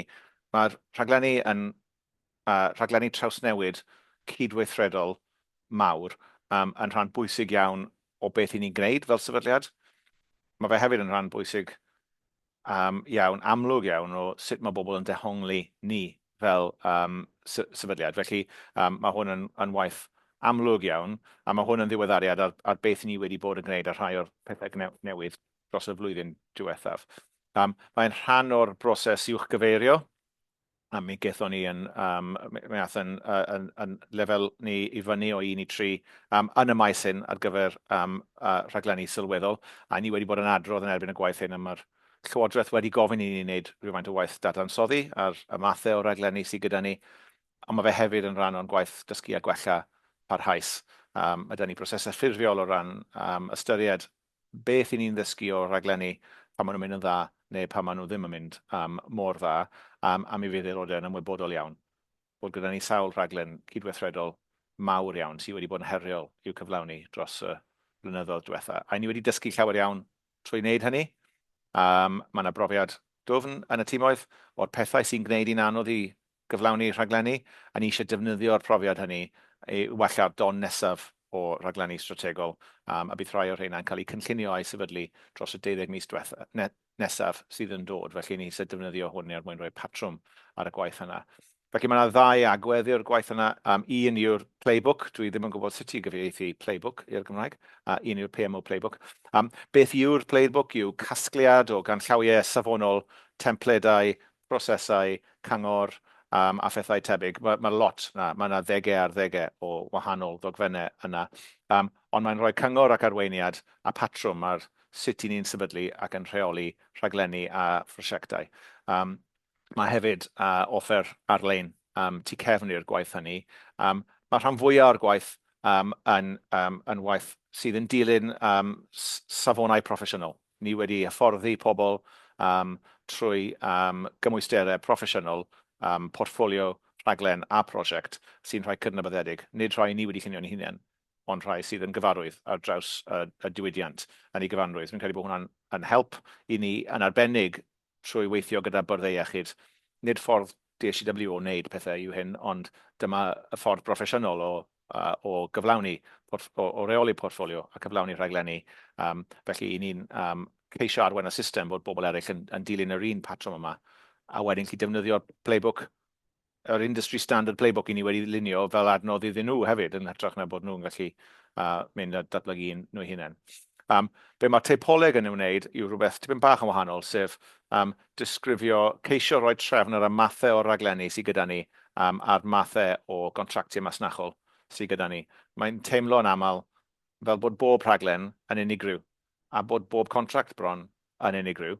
A mae hynna am resymau o sut gaethon nhw eu llunio gan mewn sefydliadau gwahanol dros amser, a beth i ni eisiau gwneud yw dod â mwy o gysondeb i'r gwaith hynny, a meddwl yn fwy gofalus ynglyn â sut i ni'n llunio pethau. Felly mae yna deipoleg o 4 gwahanol math o raglen, a wedyn disgrifiad o'r mathau o gontractiau masnachol sydd yn mynd gyda'r rheina, a mae yna fframwaith sydd yn dweud, sy'n tynnu ar fframwaith unwaith dros Gymru, y gweinidog. Felly, os mae dyma'r So mae dyma'r blas o unwaith dros Gymru sydd angen o safbwynt polisi, wel, dyma y math o strwythur rhaglen a dyma'r fath o gontract masnachol sydd yn fwyaf tebygol o gyflawni yr amcan polisi unwaith dros Gymru, beth bynnag ydy hynny. A wy'n credu bod hwnna'n rhoi ffordd llawer iawn gwell o feddwl am sut i ni'n adeiladu rhaglenni mewn ffyrdd penodol er mwyn cyflawni yr amcan polisi. Ni wedi rhannu'r gwaith yma dros yr 4 i 5 mis diwethaf gyda'r Llywodraeth, gyda'r rhwydwaith aelodau annibynnol, gyda'r rhwydwaith cyfarwyddwyr digidol, gyda'r rhanddeiliad allweddol, ni wedi rhannu gyda aelodau bwrdd trwy'r Programme Delivery Committee, ble ni'n gobeithio mynd yn ystod yr wythnosau nesaf yw cymryd hwn at llywodraethiant didat cenedlaethol oedd Helen yn sôn am yn gynharach yn y cyfarfod, fel bod e'n cael seilbendydd ar lefel genedlaethol. Felly mae gwaith da, dim nid gorffen y gwaith yw hyn wrth bod ni'n symud mewn i raglenni newydd, byddwn ni'n parhau, rhoi mwy o fanylder mewn, ond mae'r teipoleg dwi'n meddwl yn gymorth. Mae wedi cael ei dderbyn a'i groesawu ar draws y system. Dwi'n credu bod pawb yn gweld beth yn Saesneg. Yr ymateb i ni'n cael yw, well, that's got the ring of truth to it. A felly mae hwnna'n yn helpu bod e'n glanio yn dda gyda'n rhanddeiliad a cael pawb i weithio yn yr un ffordd ystyried yn ofalus. Sut i ni'n cynllunio'r rhaglenni mawr bwysig hyn. Felly, ni'n dod ag eifyn ein i'r bwrdd i'w nodi. Mae wedi cael cryn dipyn o fewnbwn o draws y system i gyd a'r cam nesaf bydd cymryd i'r Llywodraethiant didat cenedlaethol. Diolch, Ifan. Helen? Yeah, diolch, Ifan. I think this is a really important piece of work that we've developed. I think you're right. What this will do is to provide a clear, transparent and consistent approach to the way that we organise and deliver against the initiatives that we are going to be taking forward. So I really welcome this, and that coupled with the commercial framework that underpins it, that, as you say, will help us to make these decisions on an informed basis based on facts and the knowledge that we have at that point, that then we can best kind of shape and size the programme to deliver the outcome, and that we can do that together collectively. I think is one of the main areas alongside the kind of continued investment in our strategic engagement conversations with our partners that will give us more confidence in our ability to deliver, which of course the Cabinet Secretary was looking for last week in terms of the major programmes and the enhanced monitoring status we're under. So I'm really pleased that we are taking forward this work in this way, and we can start to apply it now moving forward and improve it where we need to, but do that in a way that is really informed and transparent. So yeah, I'm going to commend the team for the work. Thank you. Diolch. Thank you, Helen. If there are no more questions or comments, Ifan, then we will note the programme typology and DHCW playbook. Diolch yn fawr. Yeah. Moving on now into part 6 of the agenda, I'm going to hand over to Chris Darling, our Director of Corporate Affairs and Board Secretary, to give us an update on our escalation status. Diolch, Chris. Diolch, Chair. Yep, I'm just going to update on our escalation status. The last board meeting was the end of November, so I'll just run through some of the activity that's happened since then. Some of it does feel like a long time ago. So early in December, on the 3rd of December, we had our last IQPD, Integrated Quality, Performance and Delivery meeting with Welsh Government, where Welsh Government review the escalation plan. A big focus of that discussion was around the NHS Wales app, in particularly the status of the working with health board partners, Cardiff and Vale, around publishing appointments and referrals from their patient administration system into the NHS Wales app, and pleased to say that they are live, and the delivery timescale for the 8th of January was achieved there. As Helen mentioned earlier, the DDAT Leadership Board has met twice since our last public board meeting, so once on the 10th of December, once on the 13th of January, where the majority of our major programmes are discussed through that governance mechanism. The DDAT Leadership Board that was scheduled in January was postponed to February, so that didn't meet, but it is planned to meet in February now. And internally, the Audit and Assurance Committee met a couple of weeks ago to consider the approach taken to escalation by DHCW. So we looked at the approach to staff, the approach the board's taken, the approach we've taken with partners, and we also just considered the plan and adherence to the Welsh Government escalation framework. In terms of the plan and where we're at in terms of the escalation plan, so when this paper was written, we had 40 milestones that were due to be delivered between April 25 and December 2025. Of those 40, 39 had been delivered, with 4 that were delivered but not to the original target date. There were 2 milestones that we had within the plan for January 2026, so last week. The first one of those was to submit the integrated care record outline business case to Welsh Government. That wasn't achieved. We had communicated that to Welsh Government in December at the IQPD meeting to say that would be going at the end of March 2026. And the second milestone for January was around the Canis system stepping back into archive mode. So that is scheduled to take place on the 13th of February. All activity for the National Cancer Audit will be completed by then, so it can step back, is my understanding. So we're on track to do that and achieve that in the next couple of weeks. Just to board members will be aware, we had a board development session, reflecting on escalation, some of the plan and progress, and also challenge ourselves around the opportunities moving ahead. So some of that feedback from the 18th of December has informed the draft phase 2 escalation plan.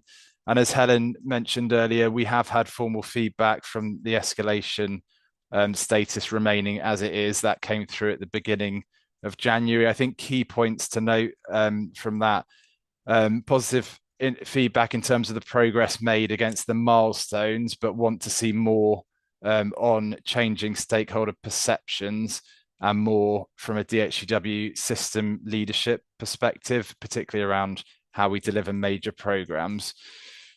So considering that feedback, I have discussed a couple of times with Welsh Government colleagues the phase 2 plan, and there is a draft plan, and I've tested some of the content of that, less in terms of specific milestones, more in terms of the stakeholder perception and system leadership work that we're doing. So the plan is to take that through internally, our execs and management board, and then there's a program development committee development session coming up where we'll discuss that with the plan for that to go to the next IQPD meeting for Welsh Government to consider. And I think the last agenda item is a key one in terms of the flavour of the phase 2 plan, things like the typology work and things that get us thinking about how we do things differently going forward as a system. I think one of the reflections is clearly if we do what we've always done, we'll get what we've always got. So we have to change things up. I think the typology is a good starting point. I think there's a few other areas of work that are progressing that will look to change the way we and the system operate major digital programs. So that should come through that phase 2 plan. That was a summary of the content of the paper, Chair. So I'll pause there to see if there's any questions. Thank you, Chris. That was incredibly clear, but Rowan, you want to come in? Thank you, Chris. Just I mean, changing perceptions is always difficult. How well do you think the organisation understands how it's perceived more widely across the stakeholder groups? And how well are we getting sight of some of the concerns, thoughts that perhaps people are willing to express when we're not in the room, but inform those external perceptions. Thanks, Rowan. Yeah, I think the stakeholder perceptions question is a really good one, and one that we need to tackle head on. So the thinking from my perspective anyway, from an SRO point of view on escalation, is to try and look at perceptions and try and develop as much as we can from an evidence base, rather than consider perceptions through anecdote. And I think a lot of perceptions do come through anecdote, and we capture a lot of information, but I think we could do more to capture more quantifiable information. So we know, for example, 97% of our service desk satisfaction is positive, and that's from over 230 service desk tickets a year. We know that some of the big data events we've held, nearly 1,000 people have attended, and over 90% found them useful, and 98% would want to go to similar events in the future. Where we do quantify that sort of information, it's very powerful. I think we can do that better for the majority of our services, and I think that will help us. So I think the clinical voice is key in getting better quantifiable feedback from clinicians, from patients around using our patient-facing applications. And then when we triangulate that with relationships and anecdote about perceptions, it's a more balanced conversation, I think. So that's not to say that we don't have a lot of work to do, because I think we do.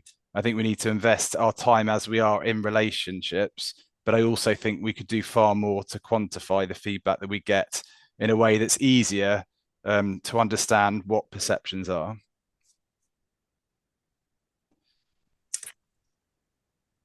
Did you want to come back on that, Rowan, or you move on? I just say I think that's a great answer.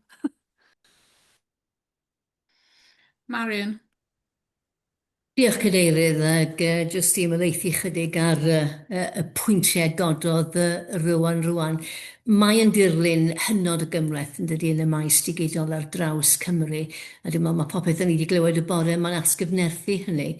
Fe ddaru ni glywed gan Archwilio Cymru yn y pwyllgor archwilio diwetha bod y gwaith ar adolygiadau ar draws newid digidol o fewn yr holl fyrddau iechyd a'r sefydliadau iechyd yng Nghymru, bod y gwaith yna yn tynnu tuag at ei derfyn. Felly'r cwestiwn am hwn i, Chris, ydy, faint o wahaniaeth ych chi'n meddwl all y gwaith yna i wneud gan Archwilio Cymru i ddadansoddi falle cymlethdod y tirlun, ac i fynd gam o'r ffordd falle i egluro pam nad yw canfyddiadau rhai o'n rhanddeiliad ni, ac ni'na hefyd falle fel sefydliad, bob amser yn adlewyrchu realiti'r cymlethdod yna. Diolch, Marion. Yeah, I think that piece of work is going to be really important for us and the system to better understand, partly because it's very rare that you get an in-depth review and audit from an external body that goes into the level of detail that they're going into. We've said, I think, as a board and reflected, there's a lot of nuance within digital delivery, and some of that nuance is missed when you're not in the center of it. And I think the Audit Wales work should hopefully get some of that nuance and present it back in quite an objective way. The other thing I think from that work, the importance will be socializing it and learning from it. So I think we're working with Audit Wales colleagues to try and ensure they are able to present that at a digital conference across NHS Wales in May. And if that is possible and we're able to do that, it's a captive audience that are there to learn and consider how we improve the system. And I think that would be a really helpful way to kind of socialize and understand some of that content in a way that's impartial and an objective view from Audit Wales. So that's the approach we're taking, Marion, to try and socialize some of that work. Thanks, Chris. I think that would be very, very helpful indeed. Diolch yn fawr. Diolch, Marion. David. Thanks, Ruth. Thanks for that update, Chris. So change of perception, system leadership is going to take us a long time, as sort of Rowan has indicated. We're doing the right thing, so I fully support what we're doing to try and change those. I think probably what would help, though, is getting some of the bigger programs we've got underway at the moment over the line and developed into the system, LIMS and RISP in particular. I think once we've got those behind us, I think we'll be in a lot better space to make the changes you're looking at to make around perception and system leadership. So I'm not advocating putting them in the plan. I'm just making the point that I think that will help the plan that you have got.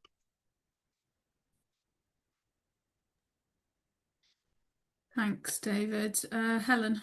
Yeah, I'd agree with that, David. Absolutely. I think 2026 is a bit of a year for us, isn't it? I think it's a big year in delivery in terms of some of the major initiatives.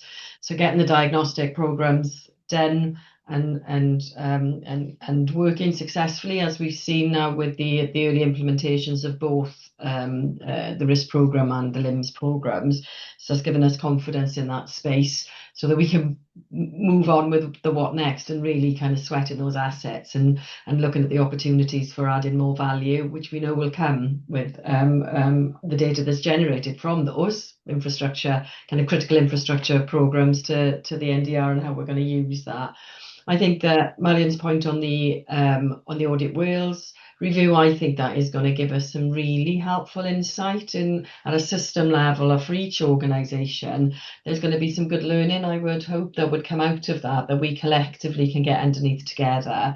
I think that coupled with the work that Ivan was describing around the more practical application and work on the architecture, so that we now, for the first time, will have a documented view of what the system digital architecture looks like, that will help us to inform those decisions around the priorities and the way that we will deliver against those priorities in terms of the typology. So we'll start to have the collateral, the resources that will help us to collectively make more transparent, informed decisions as a system.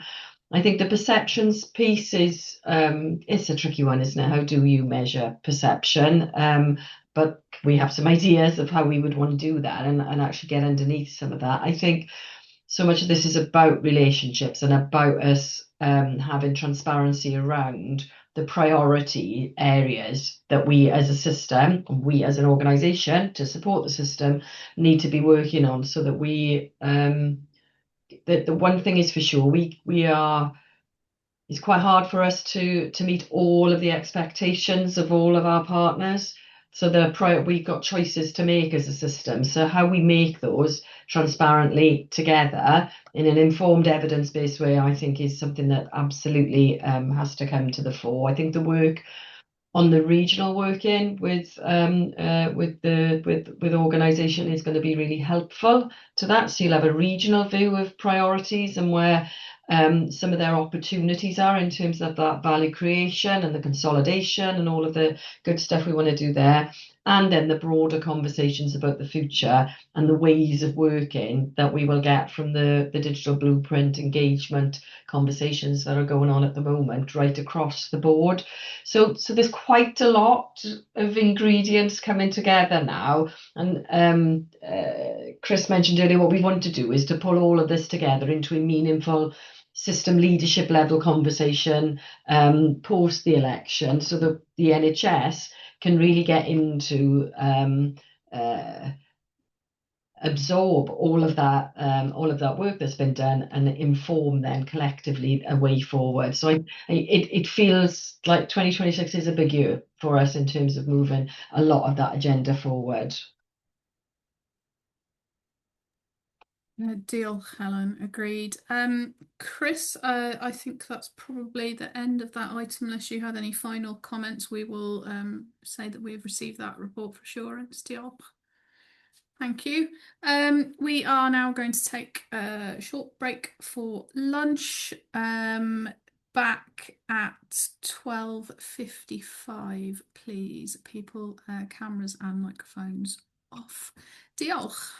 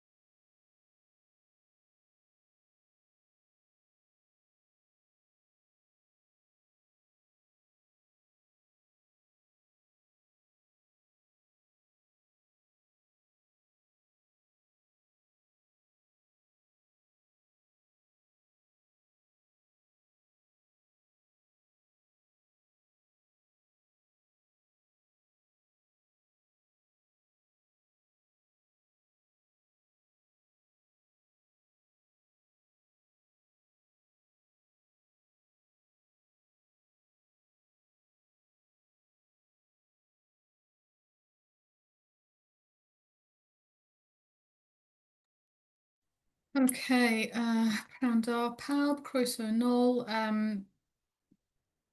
People are coming in, so we will make a start for the afternoon session of the DHCW board.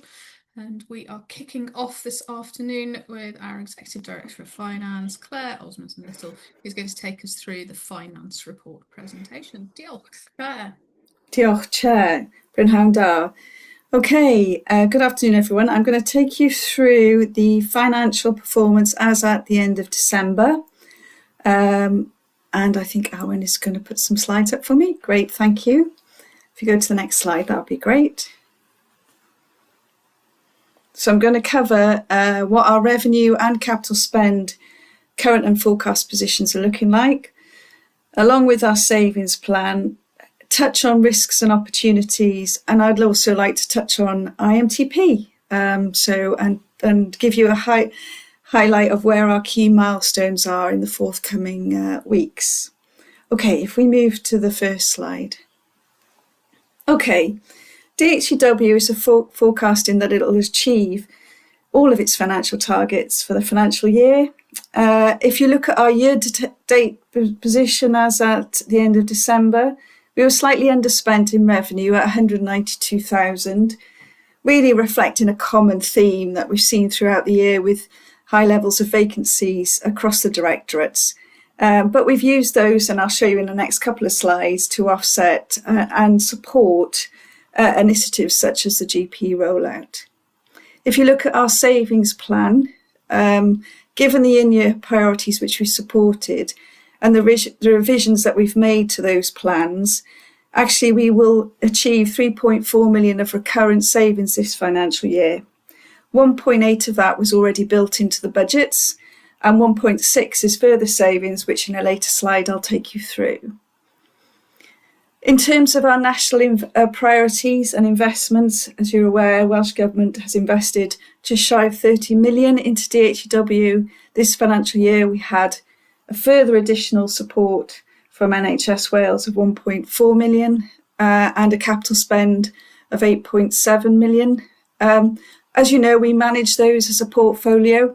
So during the month, we have balanced that portfolio and shifted funds into predominantly LIMS and DMTP to support and balance that to achieve a financial balance. In terms of capital then, our discretionary capital was 3.2 million. We have also had additional funding of 1 million, again to cover our domain controllers, which you approved last month, and other hardware essentials. So again, you'll see the allocations of that and how we are progressing. We have got a lot of spend to do in the last quarter of the year.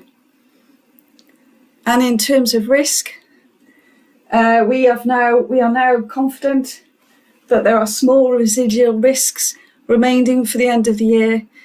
And again, we now have, last week, we had confirmation from Welsh Government in relation to the progression of WICIS, which now means we are more confident in finalising our year-end position. And again, in terms of our underlying position, we will carry forward an underlying deficit of 0.4 into next year. Okay, next slide. Okay. This slide summarises our financial position against our key performance indicators. In terms of revenue, as you know, we were slightly underspent at the end of the year at 192,000, and we will balance at the end of the year. In terms of our capital spend, I'll show you in a later slide, we will break even, and our current spend is around about 6.2 million. Our PSP, our public sector pay policy, is at 98%, which is above our target of 95%. And then our cash position is slightly lower than previous months. But again, we will assume we will deliver in amongst our year-end position of 2 million. Okay, if we move to the next slide. Okay. This is our bridge that shows where the under and over spends during the year have been. If you look at our year-to-date position, we were 192 underspent at the end of December. We had vacancy factors against the clinical, corporate, finance assurance and operation directorates, really reflecting our level of vacancies. And towards the other end of the graph, you'll see that our primary care people and VAT were overspent. And this was really offsetting the gains that we have achieved in the other directorates. Again, if you look at our primary care, we have absorbed additional spend as a result of £1.3 million supporting the GMS rollout. And again, we've accrued for our VAT interest charge during the year. Okay, if we move to the next slide. Right, in terms of capital, our total capital allocation spend for the year is 12.8 million. Year to date, we'd spent 7.1 million planned, and we spent actually 6.2, which means we've got 6.6 million pounds in the last quarter, dominated really by our Digital Priorities Investment Fund in and around LIMS and the app, and obviously our cloud. If you look at our discretionary, you can see there that our discretionary spend to date has been 1.8 million. We've had additional allocations during the last quarter, and we have prioritised our integration hub and our client services and accelerated those in order to get those initiatives completed by the year end. Okay, I'll move on to the next slide. As I alluded to earlier on, we've got 1.6 million of savings allocated for this year across the directorates. This graph shows progress against each of the directorates' plans and actuals, and it shows in most cases we're ahead of plan in order to achieve what we need to at the end of the year. This will mean that we have at least 3.4 million of recurrent savings, which I think is a real achievement to the team for the work that they've undertaken. Okay, the next slide really then takes us to the risks and opportunities. We've as you know, it's the end of last quarter, we did quite a detailed analysis of our ledgers. So we do have opportunities around accountancy gains, and equally the vaccine letters have been lower than we've planned. So further gains going into the last quarter will also help offset that. We've also identified the risks, so we are still discussing, I suppose is the word we use, with HMRC in terms of our approach for the VAT recovery. And as a result, we've accrued the interest risk around that going forward. So they balance themselves off. So from a financial perspective, cumulatively, really reflects what we've done throughout the year, which is really balance our vacancy factors in terms of savings to adapt and adopt to additional risks that have come in. But we are forecasting now to end the year at a balanced position. So I'm just going to move on quickly to talk about the IMTP and the IMTP timeline. So obviously before Christmas, we had our planning assumptions from the National Planning Framework, and we've sort of divided into the DHCW plan into really 4 key phases. So we do have our planning framework, albeit we don't have our remit letter yet, but that outlines really the key planning principles in relation to next year's plan, which really indicates there'll be very little investment, a small 1.1 million percentage inflationary uplift, and as per in previous years, pay pressures will be covered centrally. We've also started our SLA process, so Sam and his team have been pulling together the detailed analysis and packs, and that they've recently completed actually the reviews with each health board in outlining our SLA costs and requirements for the forthcoming year.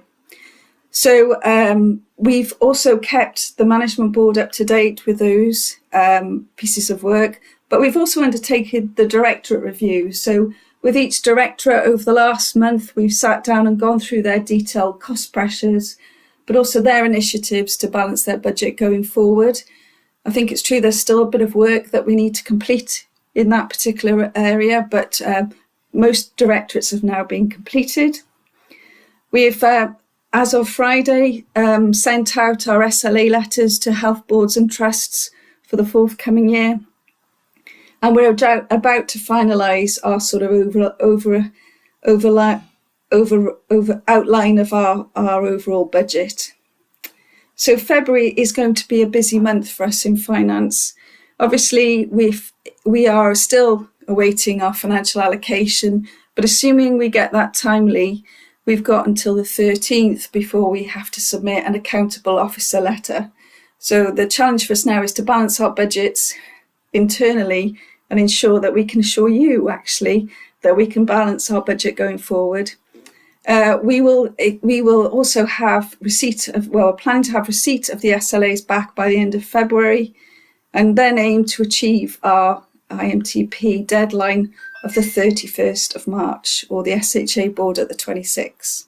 So quite a bit of work to go through before we get to that position. And then in terms of, if you go to the next slide, the Welsh Government sort of dates, and also from a Welsh Government finance perspective, following the planning framework, we did a detailed planning review and discussion at DOFS at the end of January, on the 23rd of January. During February, we will have touch points with Welsh Government to discuss our approach, our financial position and our pressures. We've had receipt of the agenda, but again, the date is not confirmed yet. And obviously then, subject to us understanding our funding letter, we have deadline dates to submit an accountable officer letter. If relevant, we will have further discussions at DOFS on the 20th, the Directors of Finance Forum on the 20th of February. And again, we're all aiming to get this completed by the 31st of March. So as you can see, there's quite a bit of work that we need to do between now and the end of March in order to complete those particular milestones. Okay, if you move to the next slide. So I'd like the board to note the position as at the 31st of December, and also to note the financial plan and approach in order to complete the IMTP for this financial year. Okay, I think I'm happy to take any questions. Diolch, Claire. Alistair. Yes, thanks, Ruth, and thanks, Claire. Really clear as ever, and it looks there's still a lot to do, as you have rightly said, but it looks like a strong position to be in at this stage. So thank you very much to everybody involved in managing it that way. Every day is challenging. Can I just ask a particular area, Claire, which is the area of GP migrations, the 1.6 million? Is it possible just to unpack that a little bit? It's clearly a very important area, and I just wondered, is there a limit on how much bridging finance is made available? Does it relate to the speed of activity, and if so, are we being held by? Are we holding back the speed of migration by the limit of the bridging fund? Could you just unpack that a little bit, please? Yeah, so as a result of the IMPS liquidation, it required us to accelerate the rollout of the new system. The cost of doing that and the resources to do that were significant. And alongside Welsh Government, we agreed that we would redeploy our resources into supporting that acceleration, as well as supporting the overall cost of that through investing our vacancy factor, but also the GP fraternity agreed to slow their implementation and revised of their PCs to enable us to undertake that accelerated deployment. So we moved from, I think it was 4 to 6 GPs per week within Sam Hall's directorate, and therefore we, rather than submit for additional funding, we've tried to support that within our own means. So that's what we've done, and actually it's going to plan, if not slightly ahead of plan, I think. Thanks, Claire. That's really helpful. Thanks, Alistair. I mean, I think I would say that's a testimony to the teams in Sam's area actually bringing forward that and ramping up that acceleration of the programme. It's been a real tribute to them, actually. David. Thanks, Ruth. Thanks, Claire. Firstly, I'd just like to echo Alistair's comments and thanks for navigating us through what's been a difficult year and looking to end the year with a balanced budget, which is great. I've got a question around the Microsoft VAT provision. We have an accrual of 852k, but a much higher number associated with the risk. I'm just trying to understand how those two numbers relate. That's my first question. And then the second question is, this has been rumbling on for a little while. Do we have any clarity on when it might actually get resolved? I think we'd all love that, David. Yes, thank you. So the 850 relates to the first cohort of VAT that now becomes payable within. Oh, okay. And then the 2.8 million relates to the total. Those numbers, we know for certainty around the 800. The other is an estimation. We were looking to meet with HMRC last week, actually, and they've rearranged the meeting to understand the rationale around the interest charge. So that number, the larger number is likely to change, but that will be subject to the work that we're doing. In terms of when will we get to the end of this, we have been working alongside NHS Scotland. We are putting together a roadmap on an approach to challenge the foundation of the charging mechanism, and we'd look to share that with the board when it's complete, and we would look to do that before the end of February. But the first thing is to have that sort of initial conversation with HMRC, which is we're planning to do very shortly. Okay, and just a supplementary, if I may. So that bigger number of 2.8 million, that's not due this side of the end of the financial year, is it? No, but we know that it relates to VAT of previous years, and therefore it is prudent for us to accrue that now. Yeah. Yes. Okay. Thank you. Yeah, Claire, Marion.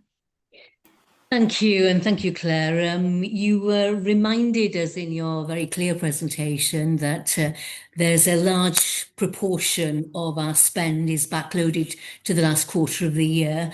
We're now into February. You mentioned that you've had a series of meetings with all the directors. And I just wonder, could you tell us what's your level of confidence that we will be able to deliver against our budget and those outstanding spends will have been made by the end of March? So thank you, Marion. Yes, we have weekly national digital priority reports and escalations into weekly execs. And actually, since December, a lot of our delays have been related, well, not delays, actually, a lot of the phasing relates to disbursements to other health boards and trusts. And what we have seen in January is quite a number of those health boards invoice us for the work that they're undertaken as part of their programme. So we have seen some significant movement in that position of around about, I would say, 2 million already. So that gives me a bit more confidence around the ability to achieve that break-even position and manage the portfolio. Equally, if you look at each of the directorates, we have now got to a point that we know with certainty what we're going to recruit, and equally with what we're going to spend in terms of non-pay. So I am increasingly confident, and actually I think what really does give us the boost is having acknowledgement from Welsh Government last week on supporting us with our option 1A in relation to WICIS. So with only a few weeks to go, I can start now moving my effort into next financial year which I think will be more challenging. But yes, we for this financial year, we are really confident now we can deliver that. And I know I shouldn't have just said that, but we are really confident in delivering that trajectory.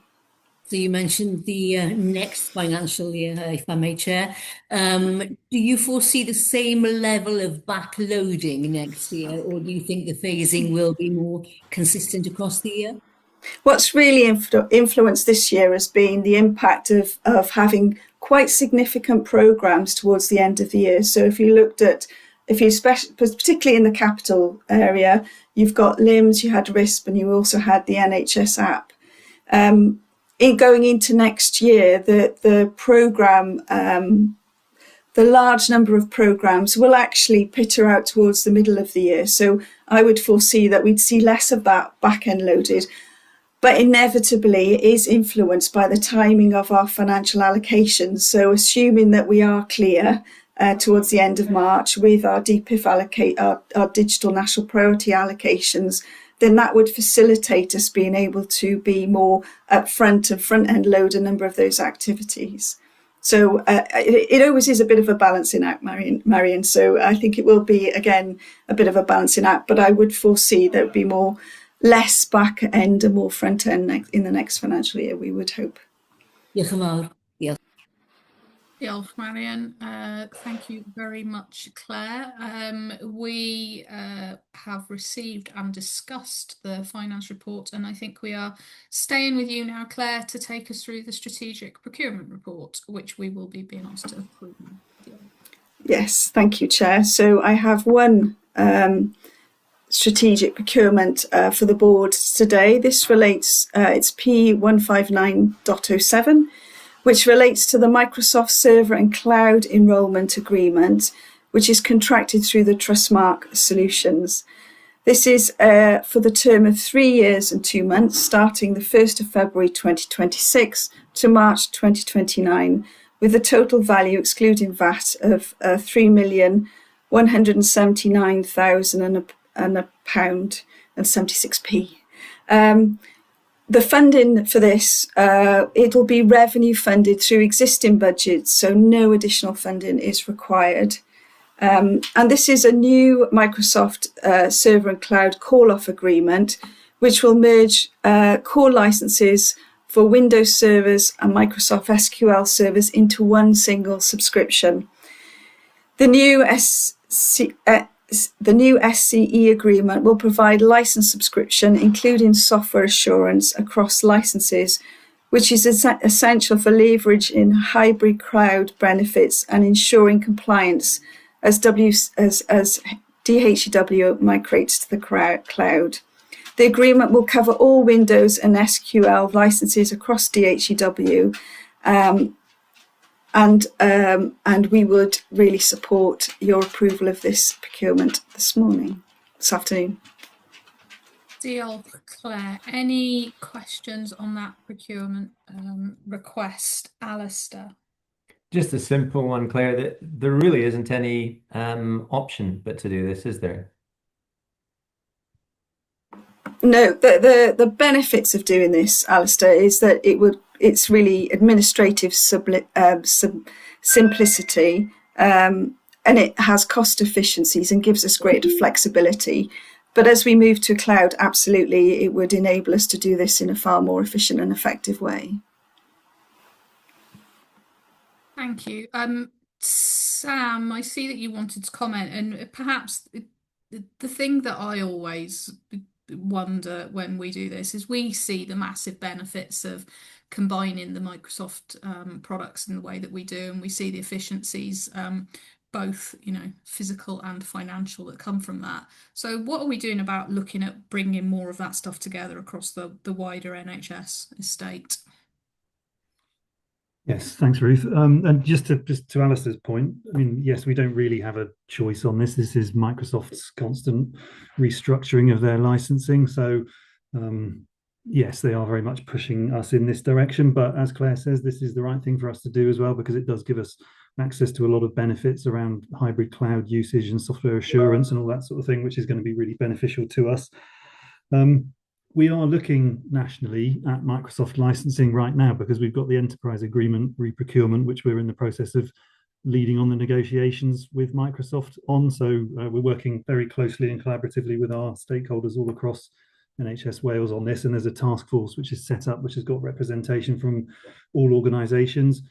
We've had a difficult negotiation process there, and obviously we'll be able to share the outcome of that in due course once that's finalised. But we're heading in the right direction now. We're also looking at other opportunities to have economies of scale across Wales. So there's a what's called a MAC agreement, which is for the procurement of Azure services, so Microsoft Cloud services.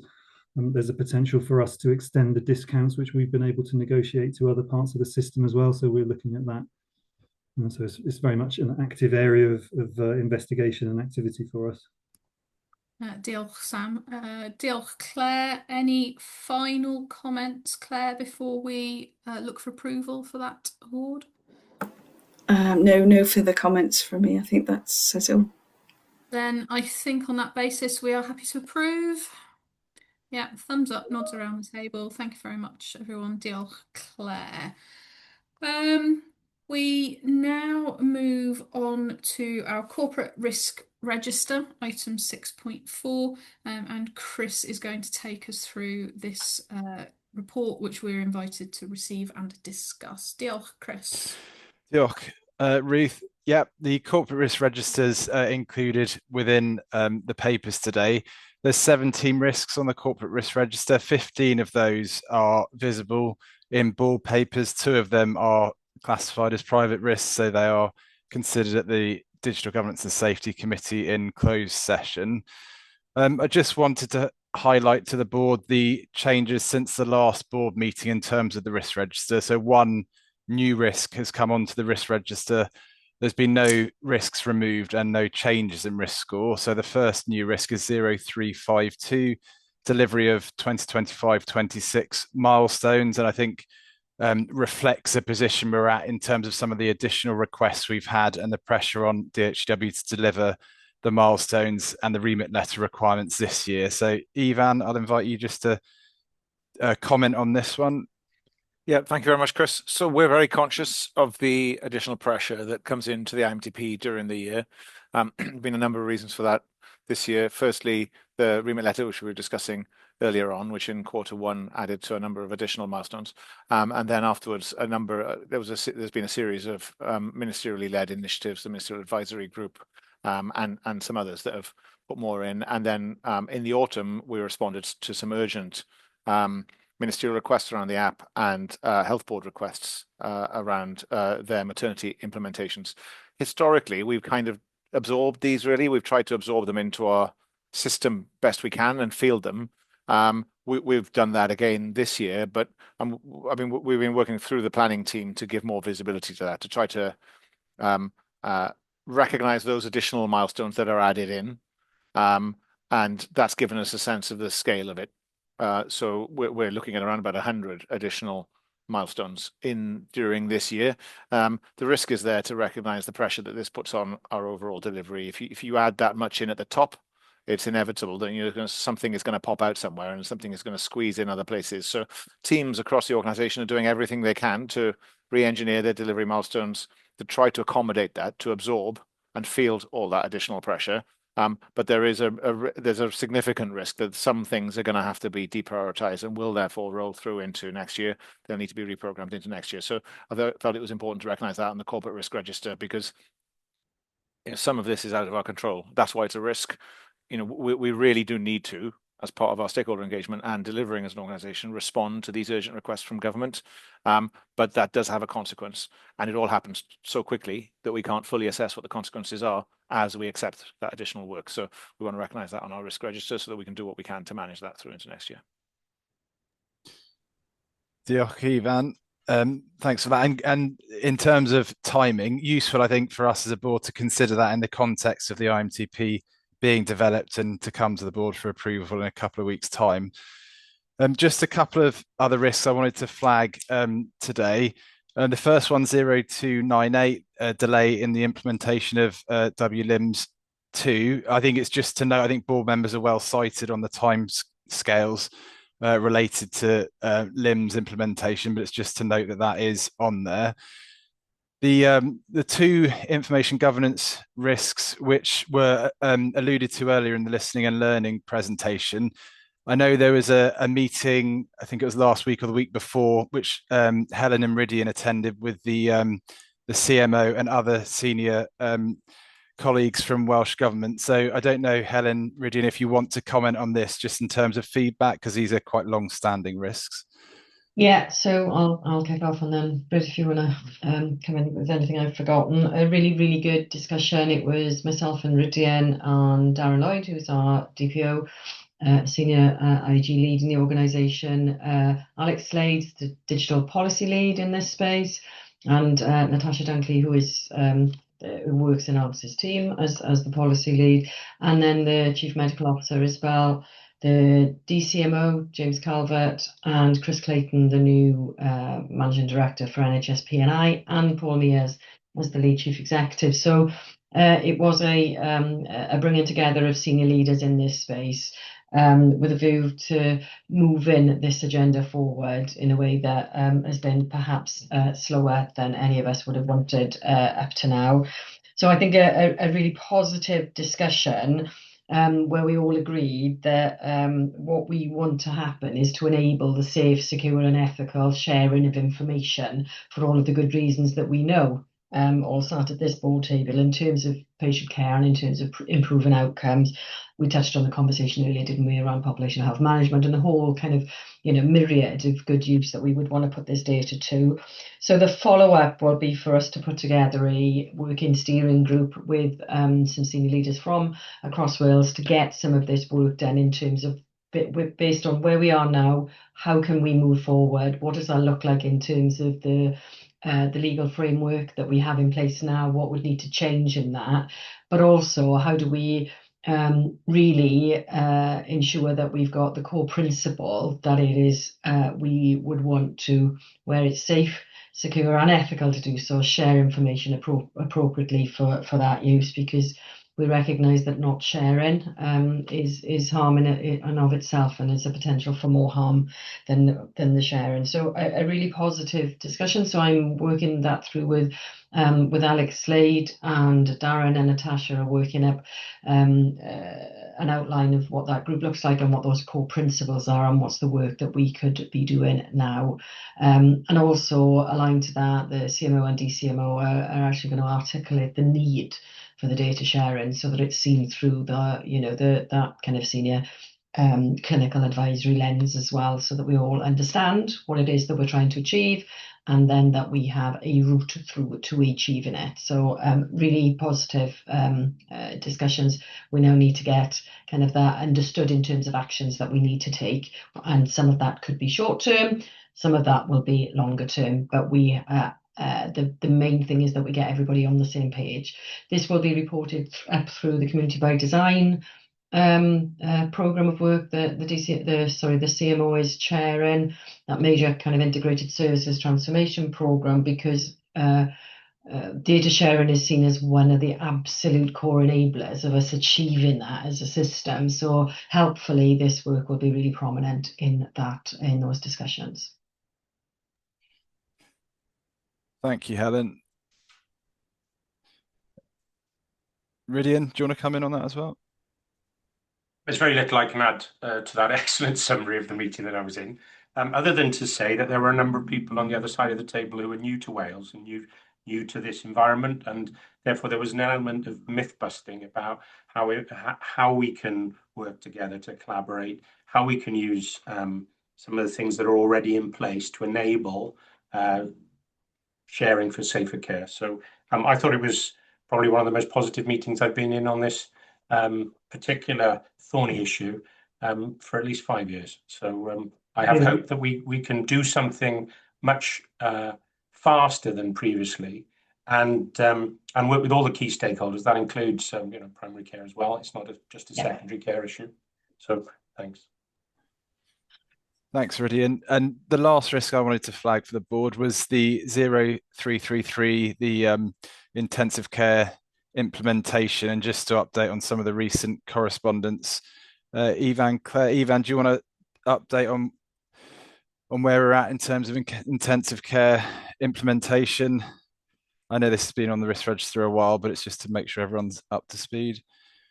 Yeah, thanks. Helen might want to come in because there's been correspondence from Welsh Government on the intensive care. On the intensive care, as members will know, we've been looking for a decision on a way forward for some time.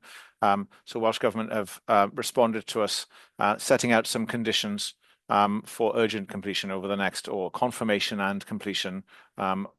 Some of them for us to confirm by today, and then a phase 1 of further work to confirm with health boards over the coming weeks in order to get the longer term commitment all squared off. Some of the challenges is around the 1-year funding cycle that we have, and us not having sight yet of our funding runway into 26-27, which is mixed up with the remit letter and with the funding allocation that we were discussing earlier on in the meeting before lunch. So it's really encouraging to see that progress. There's been a lot of dialogue, as members will know, over recent months with Welsh Government. So we do have a decision, but it's not a completed decision. So I think we've got a really clear direction of travel and a clear indication of where this is going to go.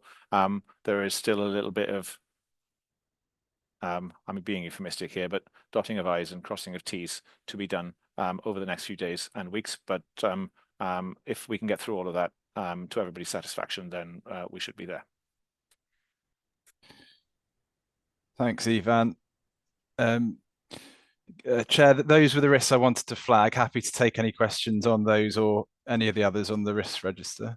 Okay, lovely. Thank you, Chris. If Ridin, I'm just checking you don't want to come back in on any of that. Thank you. Okay, diolch. If there are no other questions or comments, then we will say that we have received and discussed the corporate risk register. Thank you, Chris. We're making reasonably good time, so we do have a break scheduled in, but I'm happy to carry on if others are. If people do want to take a comfort break at any point, then please just, turn off your camera and go. That's absolutely fine. But we will move on, keep going in line with the People and Culture report. So I will invite Sam Morgan, our Director of People and OD, to present the report. Croeso, Sam. Diolch. Thank you, Chair. So I have 2 linked papers today, the People and Culture report, which I'm asking the board to note, and then the refreshed People Strategy for 2026 to 2030, which was approved earlier and which we talked about going into a bit more detail within this section. So I'll cover both, if that's okay, starting with the People Strategy, and then I'll draw out how the People and Culture report provides the delivery and assurance line of sight. So if I start with the refreshed People Strategy, this is our long-term blueprint. It sets out our very ambitious plan and the direction of which we want to take to create the conditions for our workforce to really thrive so that we can deliver on our purpose and then make digital a force for good in health and care and deliver on our commitments in terms of the programmes that we are being escalated for. So it aligns to and acts as an enabler for delivery of the DHCW long-term strategy and also the key national priorities. And back to the points that were raised earlier in the discussion, it's been shaped through engagement with external colleagues as well as internal.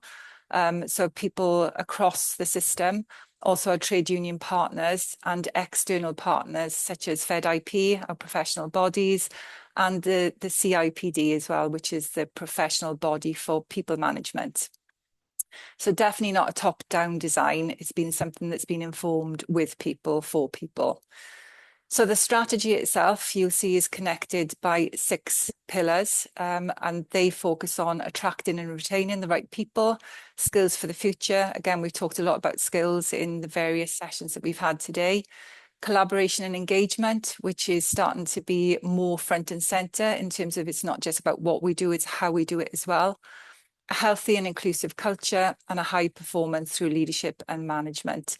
And last but not least, and really importantly, workforce modelling. So what do we need for now and for the future, and how do we achieve that?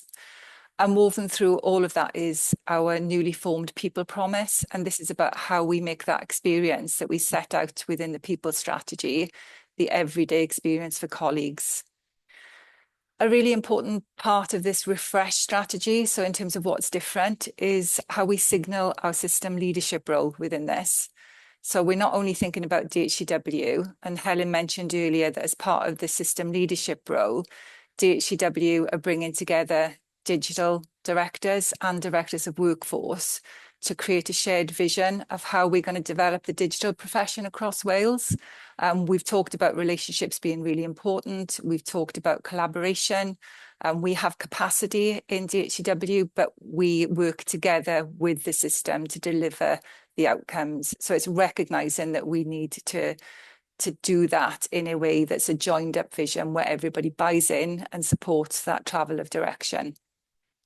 We had a really good session. Over 50 people came together last week to talk about what that vision might look like. And there was a real sense of shared ambition and shared commitment in the room for that direction of travel, for that bringing together, for that investment in the digital profession in Wales. I think just to reinforce that this does really matter, because we do need to build a strong, sustainable digital profession to deliver the digital solutions that are going to transform how we do health and care. So investing in this is a real priority. And I'm really pleased that the Workforce Capability Board has now been stood up, because this is where this work will be seen and committed to through that group. So that's really good as well. Additionally, the strategy now includes clear outcomes. I think that's something that we needed to strengthen, and we've got actions and measures through to 2030 so we can hold ourselves to account, and it sets out the culture as well that we're choosing to build together. It also commits to regular reporting through our established governance structures. It commits to ongoing engagement with staff and trade union partners, and we're also continually assessing the risk so that we can stay responsive as things change, because we know that the tech world is very fast changing. So you can see as well from the paper that we're going to be very transparent about the progress. The strategy includes a commitment to producing an annual people and culture report aligned to CIPD value in people framework. So again, looking at national standards for this. So stakeholders can then see what's working, what's not working, and what we will do next. So in summary, the refresh people strategy is about creating the environment where our people can do their very, very best work, that we create an inclusive environment where people feel proud to belong, and we continue delivering digital services that make a real difference to the people of Wales. And I'd just like to, before I go on to the culture report, I'd just like to commend the work that Sarah Brooks has done. Sarah's our head of culture and people strategy, and she's led on this work. And I think how she's gone about this is so refreshing. She's engaged such a wide range of people in there.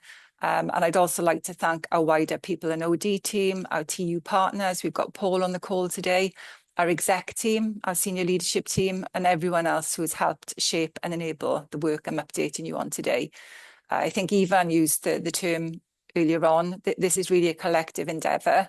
We all shape the culture every day, and it's really important that we all lean into this work and support and enable this work. So I'm going to pause there, Chair, because that is the end of the people strategy update before I move into the people and culture report. So I don't know whether there are any questions, or would you like me to move on? I think let's pause there for questions or comments on that first bit, because there's a lot there, and I can imagine we are going to want a bit of discussion about it. But I mean, yeah, I think congratulations, Sarah and the team. I think this is a really good piece of work. Alistair will kick us off. Thank you.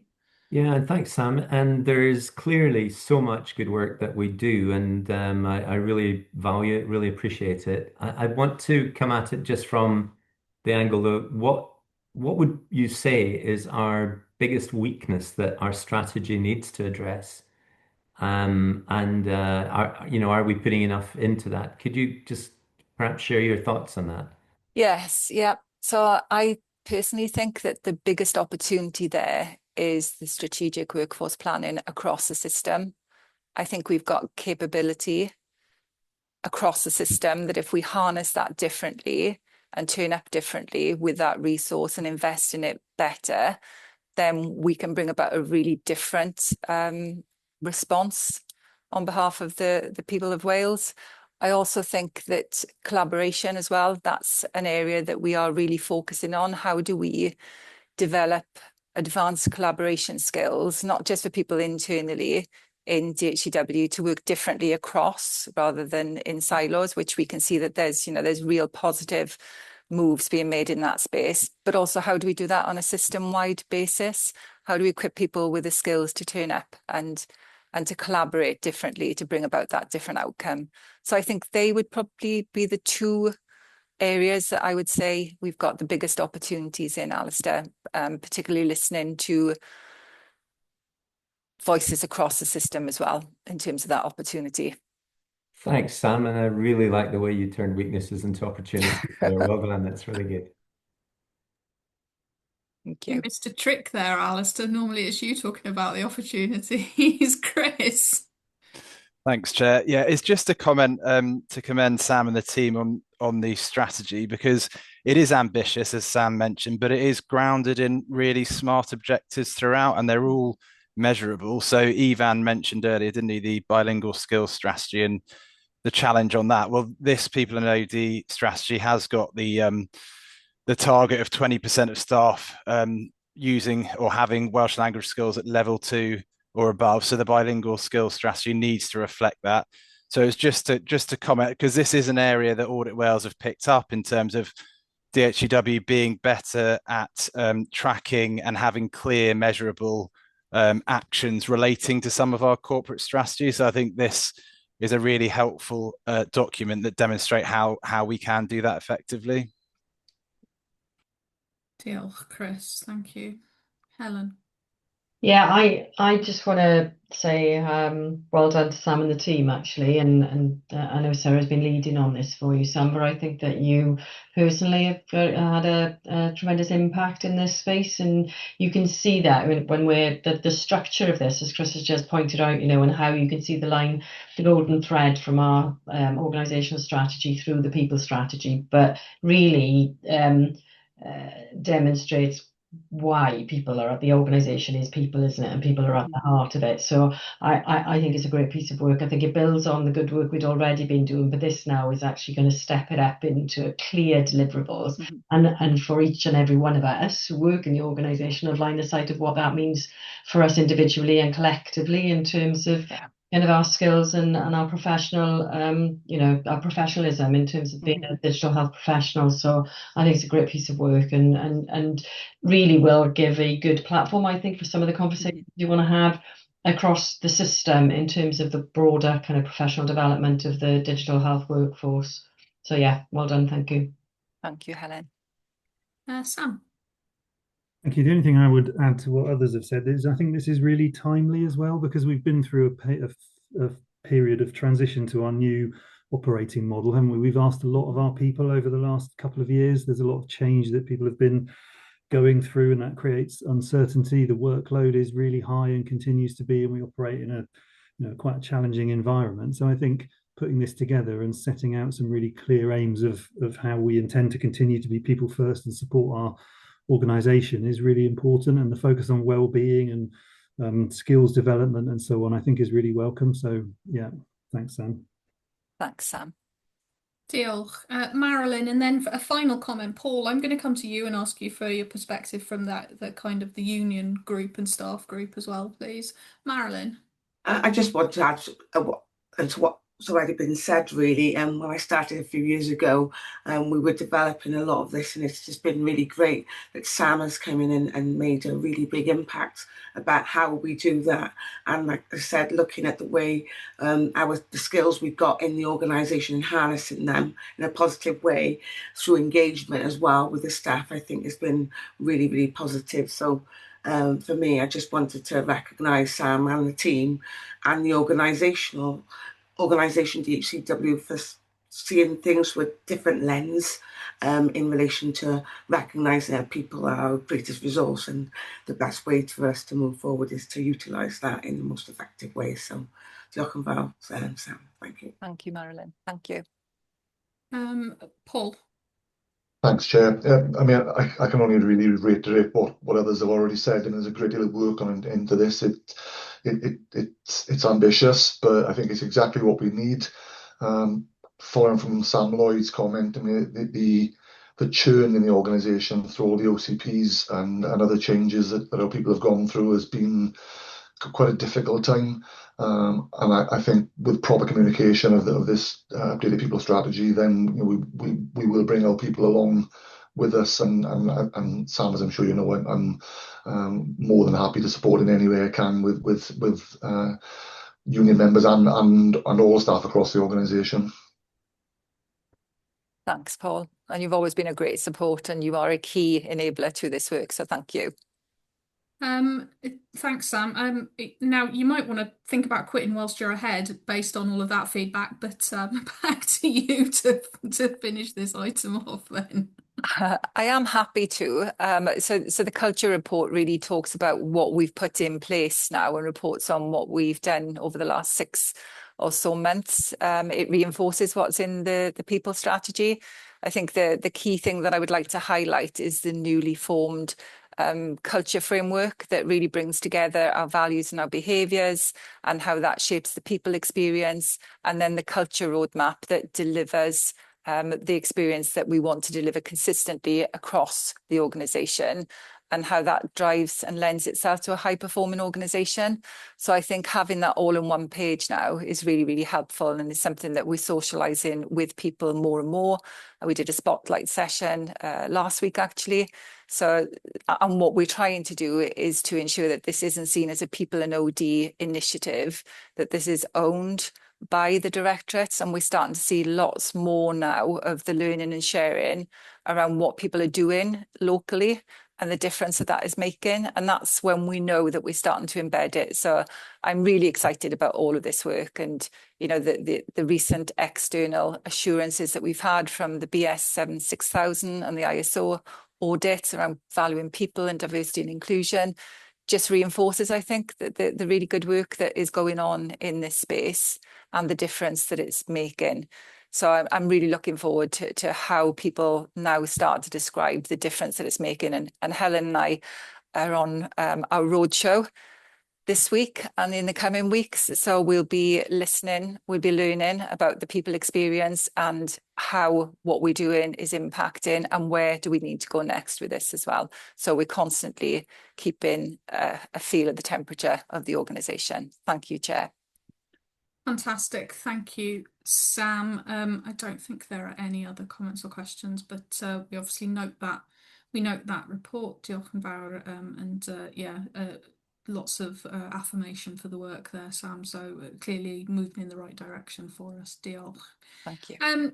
Moving on now, we are back with Claire for our performance report, please. Claire, and we're being invited to receive and discuss this report. Diolch, Claire. Thank you, Chair. So in your packs, you will have not only the strategic performance report for Q3, but also our organisational performance report. And I will summarise, because we've covered quite a lot this morning and this afternoon, some of the key actions under the key headings. So I'll talk about the current programme priorities, to look at the stakeholder performance, the organisational capacity, internal processes, and recap on areas of concern that was raised in previous boards.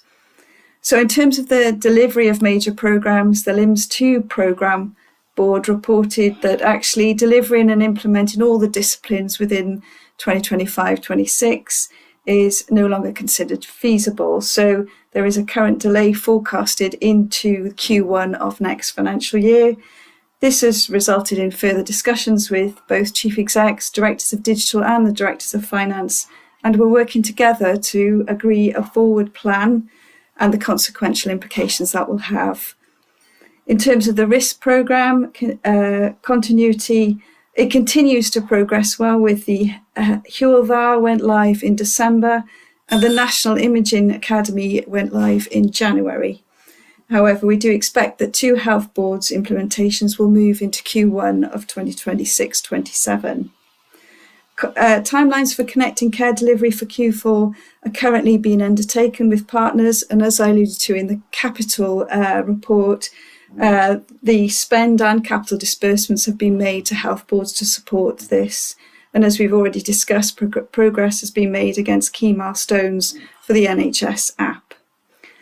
In terms of stakeholder, In December, the response rate for the freedom of information requests at DHCW was on target at 100%. And this was the first time in 6 months, which really reflects the improvement plan set out by the information governance team and the efforts from colleagues around DHCW to support them. Complaints and inquiries have fallen since their peak in March.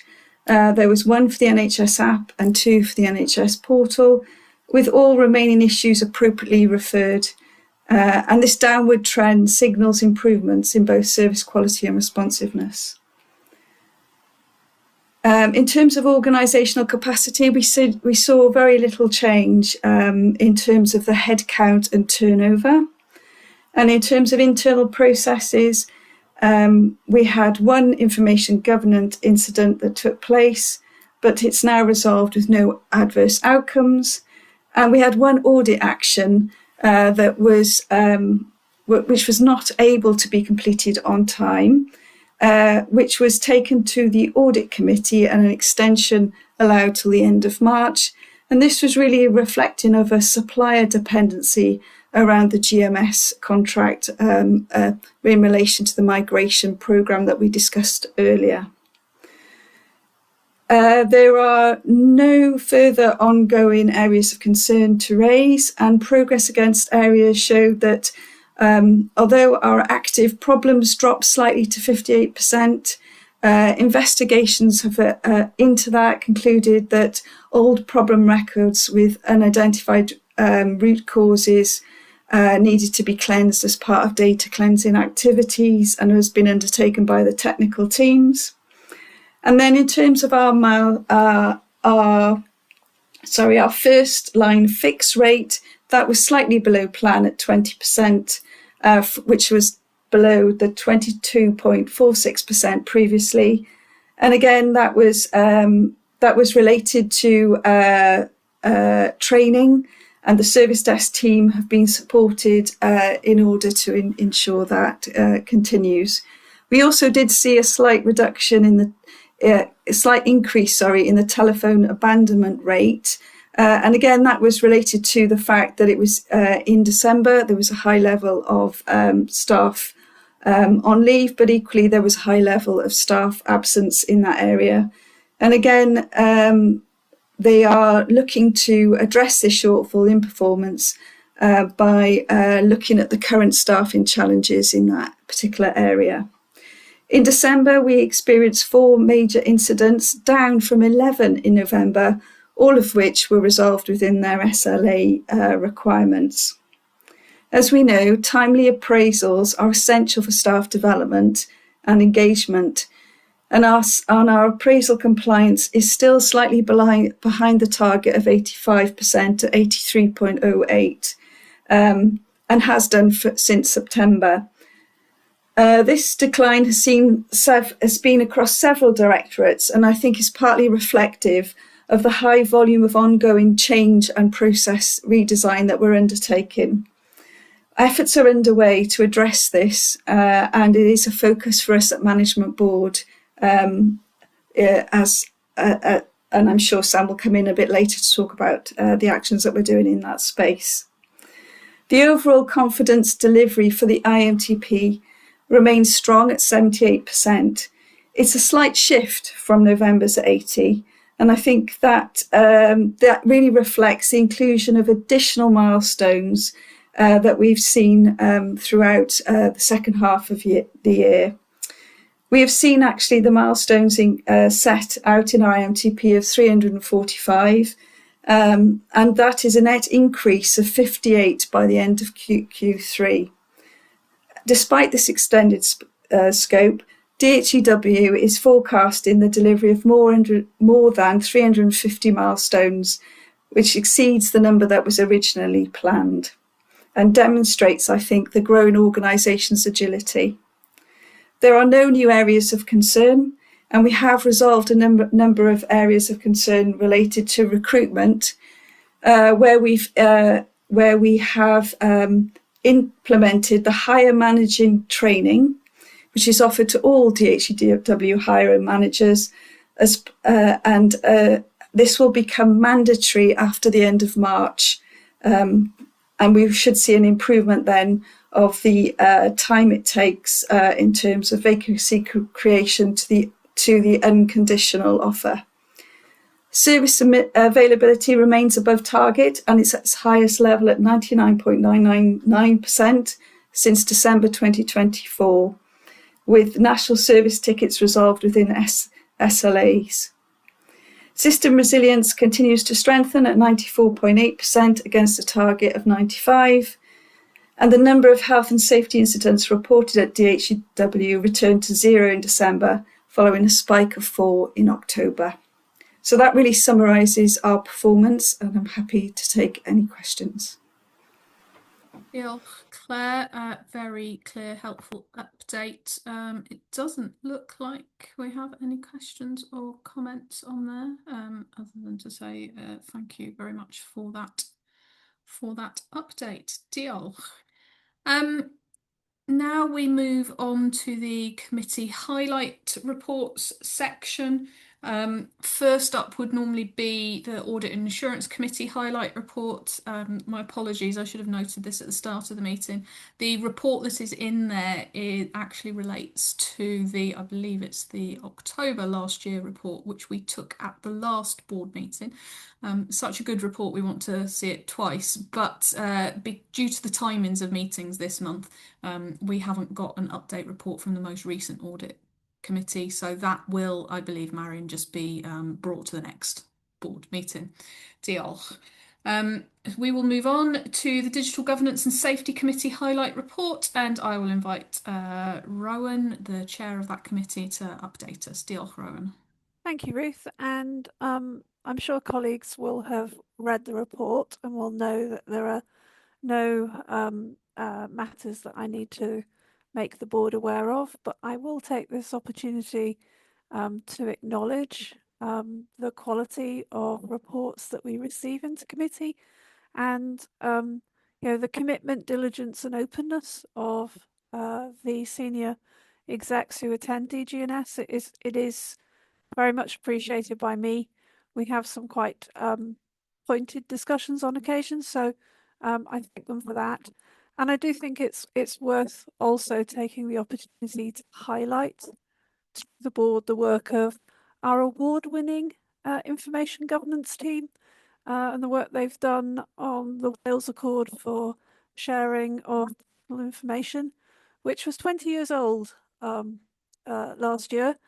And the team firstly secured Privacy Team of the Year awards at international events. So we have an award-winning, internationally recognised information governance framework in Wales. We should be proud of it because it's strategically enabling when it comes to the sharing of information when it's ethically right to do so, for all the reasons that you've heard throughout the meeting.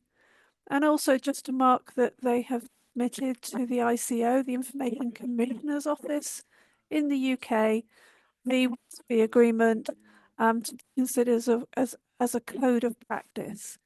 And the Information Commissioner's Office wants to establish codes of practice. I'm not sure whether we'll be the first, but we've been one of the leaders in the field, and I think the team really deserves some recognition. So if the board would maybe allow me to ask that their achievements are noted in the minutes. Thank you. And if there are any, of course, I'll happily answer them. Diolch, Rowan. Thank you for that. Don't think there are any questions or comments, so we will move on to the local partnership forum, and Paul Evans, who is co-chair of local partnership forum, will present the highlight report from the most recent meeting. Diolch, Paul. Thank you, Chair.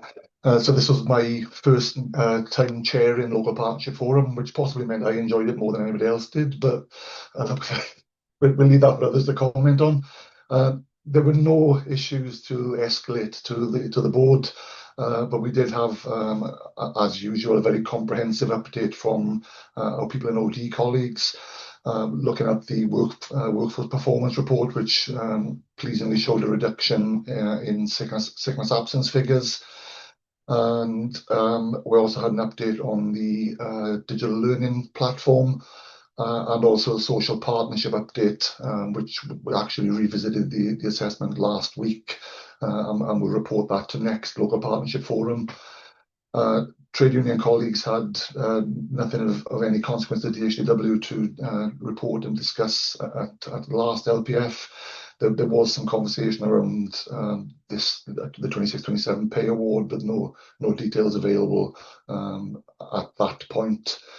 And as always, we discussed the corporate risk register and the open risks that had an impact on DHW workforce. That had a really good update in that space. The final thing with this meaningful update was on our estates position, where we had an update on the plans for Technium 2. And yeah, I think that was it from local partnership forum. Thank you. Diolch, Paul. Any questions? Doesn't look like we've got any. That was very clear. Thank you for your report. We'll move on to closing matters now and any other urgent business. I've not been made aware of any. Chris, give a wave if there's anything. Anybody wants to raise anything now? No, thank you very much. Our next meeting will be back on a Thursday, 26th of March. I'd like to thank everybody for making themselves available today on a Monday for the board meeting, which obviously we had to move due to our public accountability hearing last week. Quite like a Monday meeting. The only problem is now I think tomorrow's Friday, so that's not a great start to the week, is it? But thank you very much for today, everybody. And we will see you again in this forum on the 26th of March. Diolch yn fawr. Thank you.